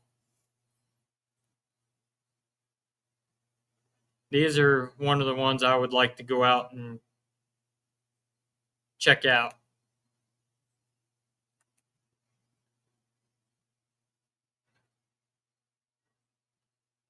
Oh, the Pharaoh people, they're known to live in the Appalachian and the Smoky Mountain Park regions. They they were said to be possibly old miners that had escaped the Civil War, and they live in the mine shafts. And they kidnap people. They're cannibals. They also go out and they hunt. They were known for setting fires to the soldiers' tents. There was a report that an anthropologist and a park ranger were out in the Smoky Mountain National Park, and he was checking out on the existence of Bigfoot out there, and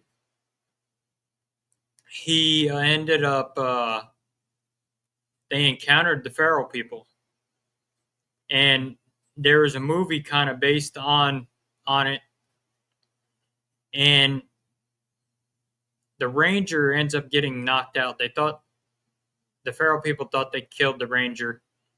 That guy manages to escape and makes it to another guy's campsite, and he goes to get the truck. Well, the doctor's wounded, and he ends up.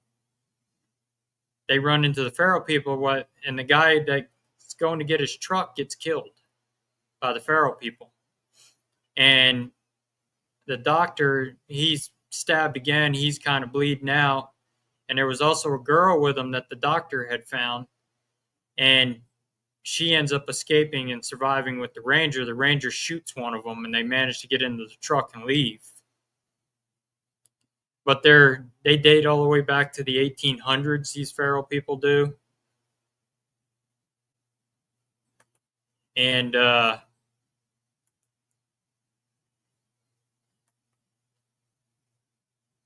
people still report them. And they think they contribute to people gone missing in the Appalachian, which is here's a drawing that someone had drew of their faces. So while not, yeah, kind of similar to the Tommyknockers. So while not the same, who knows, in 50 years, the mole people of NYC, old subway systems may be in the realm. Yeah, true. I mean, you never know. The way the veil in the world is going, I mean, you got a lot of negative in this world right now. I mean, veils are thinning and stuff's coming through. I was talking to an archbishop about the world, and with all the negative energy and wars and the violence that's going on, and they even said part of this world's going to end up being possessed before it's over. The ones that don't have faith and that are out there causing the violence and all that, they're going to end up being possessed from it because they're just feeding the minions.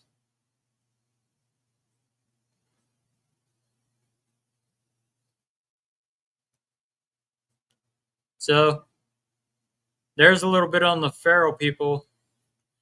Damien, if you scroll back through Supernatural Inc. on the videos, it's probably last month or so. You'll see the video I did on the feral people of the Appalachian. Sweeney began being true story Scottish cannibal, 16th century, lived in caves and ate people. Yeah, I've heard of that actually over there in Scotland. Yeah.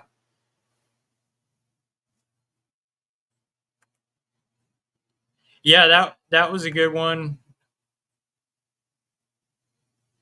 I talked about that. I just did a show on Sheep Squatch, which is another cryptid in the Appalachian Mountains. The Screaming Woman of the Woods from the Appalachian Mountains, which was based on a movie, The Hunted, with Josh Stewart. Um, See, I might still have a picture of the skull of the Screaming Woman of the Woods that I did.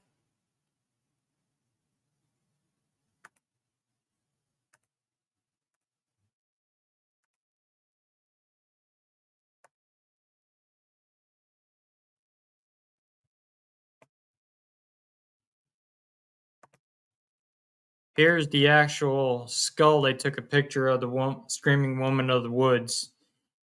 That was a girl that had been dragged out by lumberjacks. She was home by herself, and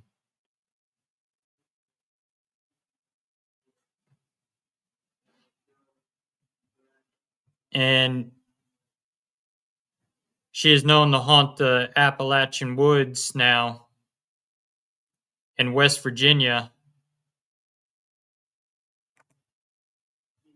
Russell, the other feral people story I heard was like yours. They were all killed. Some people, either two or three people, got away from a group or so, drove away. They were like, yeah, there was a ranger. He's retired now that survived that attack from them feral people. And he tells his story on YouTube on a podcast that a guy interviewed him. Would you solo investigate or team up? I don't recommend solo, especially out there. I mean, I don't recommend solo investigating at all. I mean, I've done it, but if it's my dad and my dad's watching the cameras and I'm in camera view the whole time. So, but I wouldn't be out looking for these feral people by myself. Did you get lost? I mean, countless, look at missing 411. Countless people are going missing each year in those woods, hunters, people hiking the Appalachian trails. Yeah, I mean they're like in packs. Uh no, they say the spirit of the girl does. She emits the scream through the woods, and the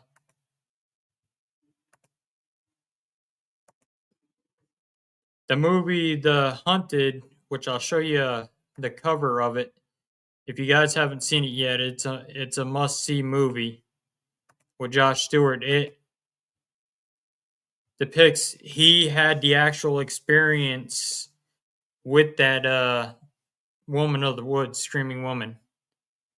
It was based on him when he went to college and he was hunting a piece of property, and he encountered this Screaming Woman of the Woods. When they went back to the site, they found the area burned and bones of people they killed, and they ate them. Yeah, they would drag them back into the mine systems and never be seen again. I'd eat an apple. Banshee screams also. Hey, Carol, welcome in. Russell, no, unfortunately, either you didn't have time for my question, however, your guess. I didn't have any knowledge of that story your Green Beret guest last week. The question was about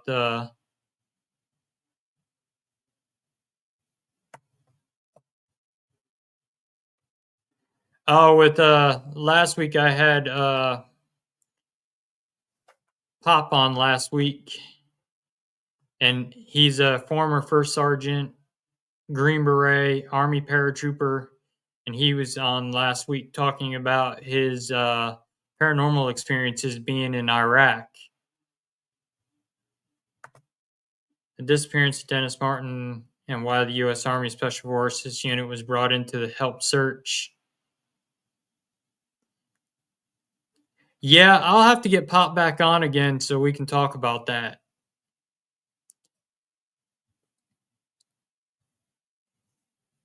And he's talking about having me as a guest on his show. He has the Redonkulous on YouTube and Rumble and that. He's talking about having me as a guest on his show as well. So when he does, we'll bring that question up. He ate giant reports of sand people in Iraq. Yeah, this was at Abu Ghraib prison. He was stationed at, Damien, and that's where Saddam Hussein would torture political prisoners, and that's where they housed a lot of the political prisoners from the Iraqi war. And they had a shower room where they had a tank of acid where they used to dip the prisoners in to get rid of them and kill them. They dunk them in a vat of acid. Yes, Pop. He didn't know about that. The thing, it was questioned why the U.S. Army Special Forces were brought in to help search, and they were loaded to the teeth too. I think they said. Yeah, that is a little strange. Why they would bring the military in for that? Why didn't they just have a search and rescue like most do? Like my friend, I call him Coach Fry, Coach Ed Fry. He used to be part of the mountain rescue in Montana for search and rescue when people would get lost in the woods. And this, I think, was from the park rangers and sheriffs who were there.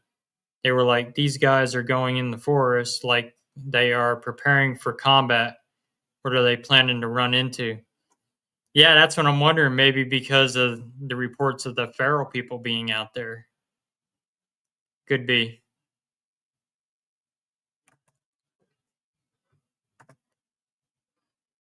I mean, other people believe that, and these people are actually in a video on YouTube. See, they call these feral people, but these guys actually, I've seen the video with these guys. These guys actually live in a house. They have their own house and everything, so they're not considered feral people, but they are interbreeding type people. So I don't, those I wouldn't consider feral people. But they do live back in the woods and in their own houses, and they're off the grid.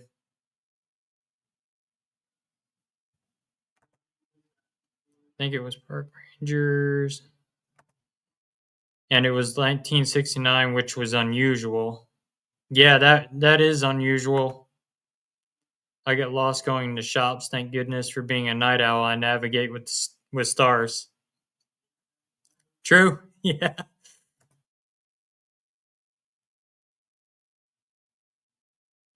I don't know if they ever did, Greg, run into anything out there. Southern hemispheres, I'd be lost though. Yeah. Yeah, it's actually good if you know how to navigate with stars too. Us hunters do that too. You too, Josh. Thanks for tuning in. tune in next week too. I've got a good guest next week. So we got about 4 minutes left of the show. My guest next week is going to be Jenny Switzer. She is the lead ghost tour guide for the Missouri State Penitentiary. She will be on the show, and we're going to be talking about Missouri State, the hauntings. Next week, the week after, I have an author coming on, and he'll be on to talk to us about his book that he wrote from Connecticut. And I will tell you his name here in just a minute.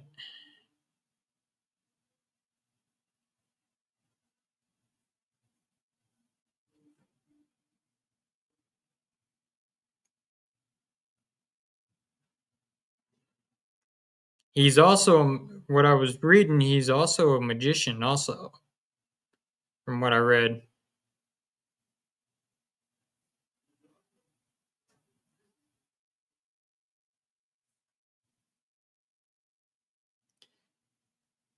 It is author William J. Hall will be my guest on the 19th. He wrote the book on the world's most haunted house, Bridgeport Poltergeist on Lindley Street. And he's also been on the Discovery Channel as well and the Travel Channel. Russell, if you're able to get Brent Thomas of Paranormal Portal YouTube, you'd love him. Great guest, great guy. Has some stories for you. Plus, you'd be it. Okay, yeah. I'll reach out to him. If you'd like, Granzer, send me an email with all his stuff. Beyond Life Paranormal Research at gmail.com. And I'll look him up. I can make money disappear. Yeah, we can all do that, Damien. That's for sure. All the equipment we buy for this, I mean, we're spending thousands of dollars on equipment for our passion, what we do. So apologies for suggesting I didn't mean to impose. I dropped your name to a few other channels out there. Oh, thank you. I appreciate that, Granzer. Wonder if authors can manifest entities. Yeah, you can. I mean, that's if you look at like the Conjuring movies, for instance, they actually had to have a priest on set to do protection, prayers, bless the set, bless the actors, because they were talking about and recreating the demonic. So they had priests on set. I mean, if you look at like Poltergeist, the movie, shortly after Poltergeist was filmed, the little girl, Carol Ann, she died. The Exorcist movie, based on the Exorcist boy from St. Louis, Linda Blair got very sick and had a lot of health issues afterwards. So some of the movies are a curse. So it could be the same with books as well. You have to protect yourself even when writing them, because if you're writing about that stuff, you're still inviting, you're still calling. So, well, I was born in Bridgeport. The hospitals is on top. Yep, I've heard that. Beyond Life Paranormal Research at gmail.com.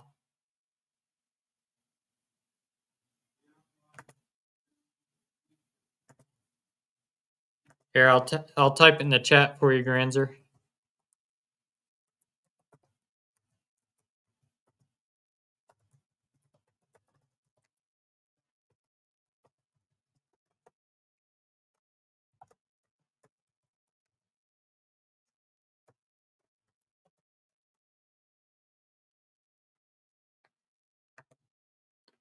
People say we make money. Nope. Even if we break, if you break, it's even a good hobby. Yep.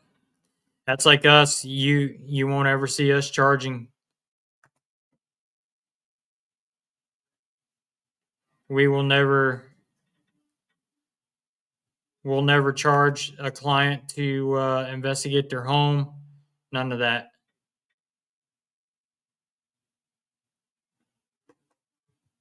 That is one thing we will never do. Because it's not like they can call the cops for help or say, "Hey, I got a ghost in my house." To a cop, you need to come arrest it. We'll never do that. We'll never charge.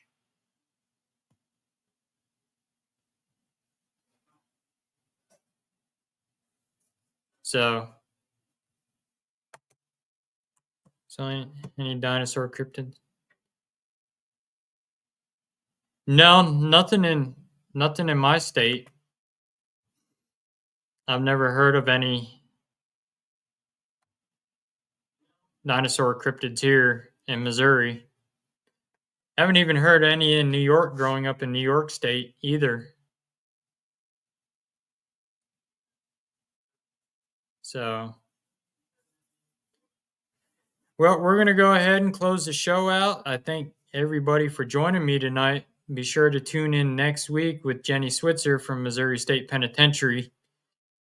That's going to be a good show. Listen to some of the history on the Missouri State if you've never been there.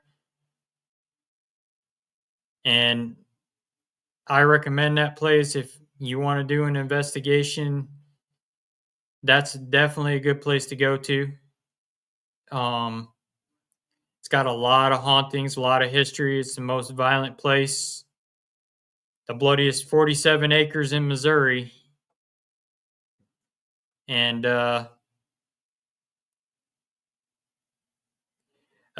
not this week. I am scheduled for April 20th as a guest on Diego the Podcaster. I will be on his show. And then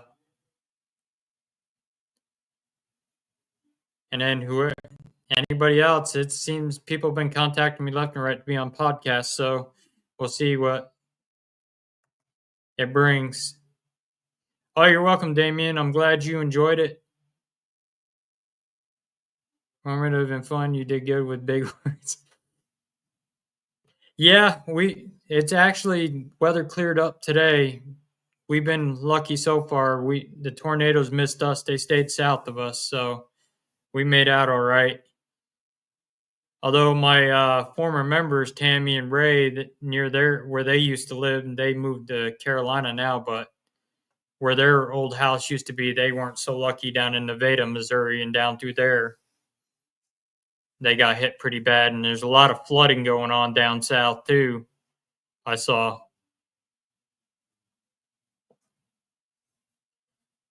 Also, we also got some events coming up. For the ones that haven't tuned in, that September 27th, we will be at Bordertown Paracon in Bordertown, Kansas. October 4th, we will be at Rock Island, Illinois, the Rock Island Paracon with Get Haunted, Nesper. There's a lot of big names out at that one. That's going to be a big Paracon. Make sure you come out. And we'll be there with Vixen Paranormal. We'll be there. Nesper, they'll have the Haunted Museum will be there. Annabelle will be there. Like I said, Get Haunted, several other teams. There's a lot to name. Check out the page, the Rock Island Paracon page on Facebook. And it has all the information to get your tickets at so you can get in. I know the vendor spots, I think, are sold out already. Are you going to fly over from Scotland there, Damien, to come see us? Yeah, the Shadow Doll, she's intense. I can tell you that. She's very intense, that Shadow Doll is. We got to do a session with her when she was here in Missouri at Missouri State. That was an awesome one. I got to see Annabelle also up close. She's another one that's very intense. A lot of people say she's a hoax. She's definitely not a hoax.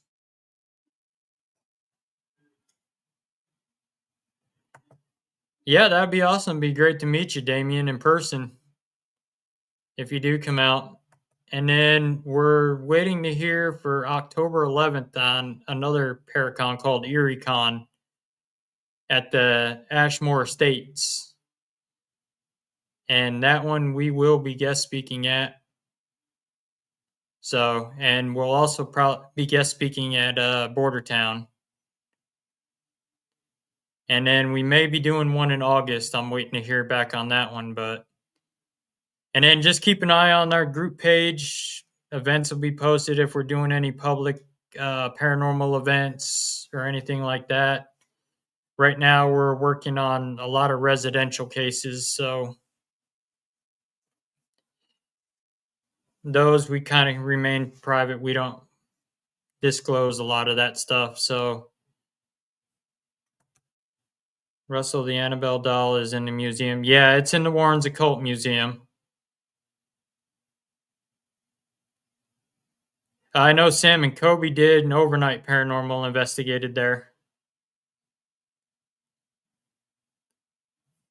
Overnight investigated it twice, I believe, because the second time they did a fundraiser for Feeding America.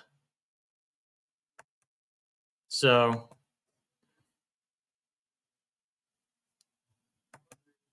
you'd hug Annabelle? They won't let you hug Annabelle. Trust me, Damien. They don't let nobody touch that. The only one that moves her is Dan himself, and he's the only one that touches her.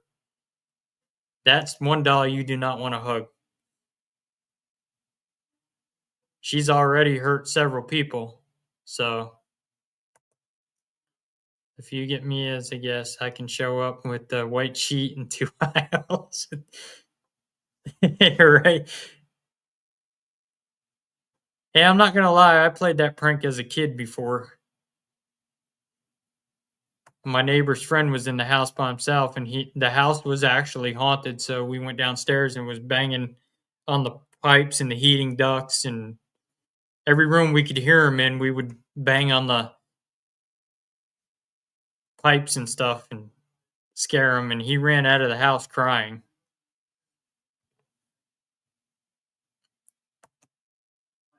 I got Ouija board arms. I'm slightly different. Yeah, but I don't think they'd open that case and let you hug her. They won't let you do that. I know for a fact my family's very strict on that for science. If she can actually hurt a priest, and she did that, she caused a car accident. She's hurt Dan before too, as well. Uh, no, I'm not scheduled to do anything with our cousin John. I want to though. I'm probably gonna go see him in Connecticut. I'm gonna take a visit up there and see him. My dad and I are because we want to go see the rest of our family. So,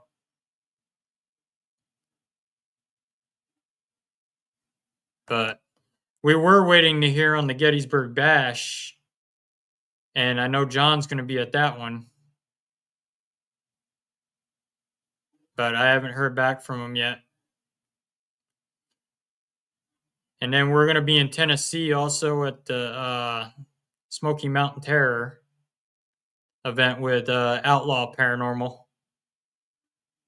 And then at the Euro Shrine with Outlaw Paranormal, their event, and SRS Paranormal, they're hosting the event at the Euro Shrine. That is also for the public. That's right after Smoky Mountain Terror that Friday and Saturday night. So I believe they're doing 2 nights of it. Total respect for the keepers and wouldn't try anything but if asked. Hell yeah. I've actually got some dolls in the Warrens Occult Museum also, Damien, that I picked up from a location that are demonic dolls. I'm waiting for Dan to make a case for him, and hopefully they'll be traveling right along with him. So I've got stuff in his museum. I've got stuff in John Zaffis's museum as well. So that's where I send all my haunted stuff to.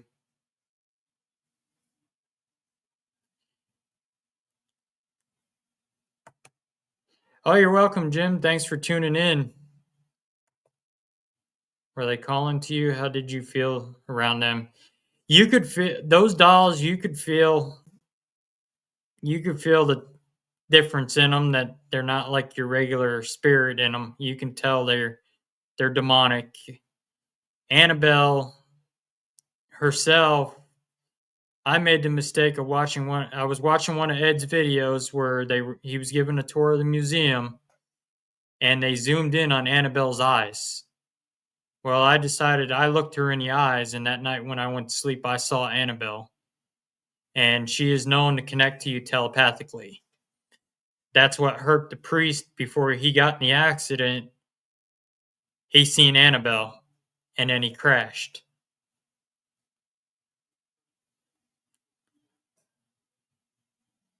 So, but those dolls that we picked up, they were bad. I mean, they turn their heads, they grin at cameras. The one causes heart palpitations. So, safest place for them is behind lock and key in a case at the Warren's Occult Museum, where they get put to sleep and they're at bay and they're bound. So, all right, we're going to go ahead and wrap it up. I thank everybody for joining me. I see there's still 7 hanging strong. I appreciate you guys. I appreciate everybody tuning in. You guys are what makes this show go. Also, be sure to check out Supernatural Inc. for our custom merch. Katie Stafford's, reach out to her if you want a podcast shirt. We have keychain stickers. So we've got hoodies. I had a human tooth gold ring that. Well, that's like the shadow doll. She's got a human tooth sticking out of her mouth. You're welcome, Granzer. Thanks for tuning in.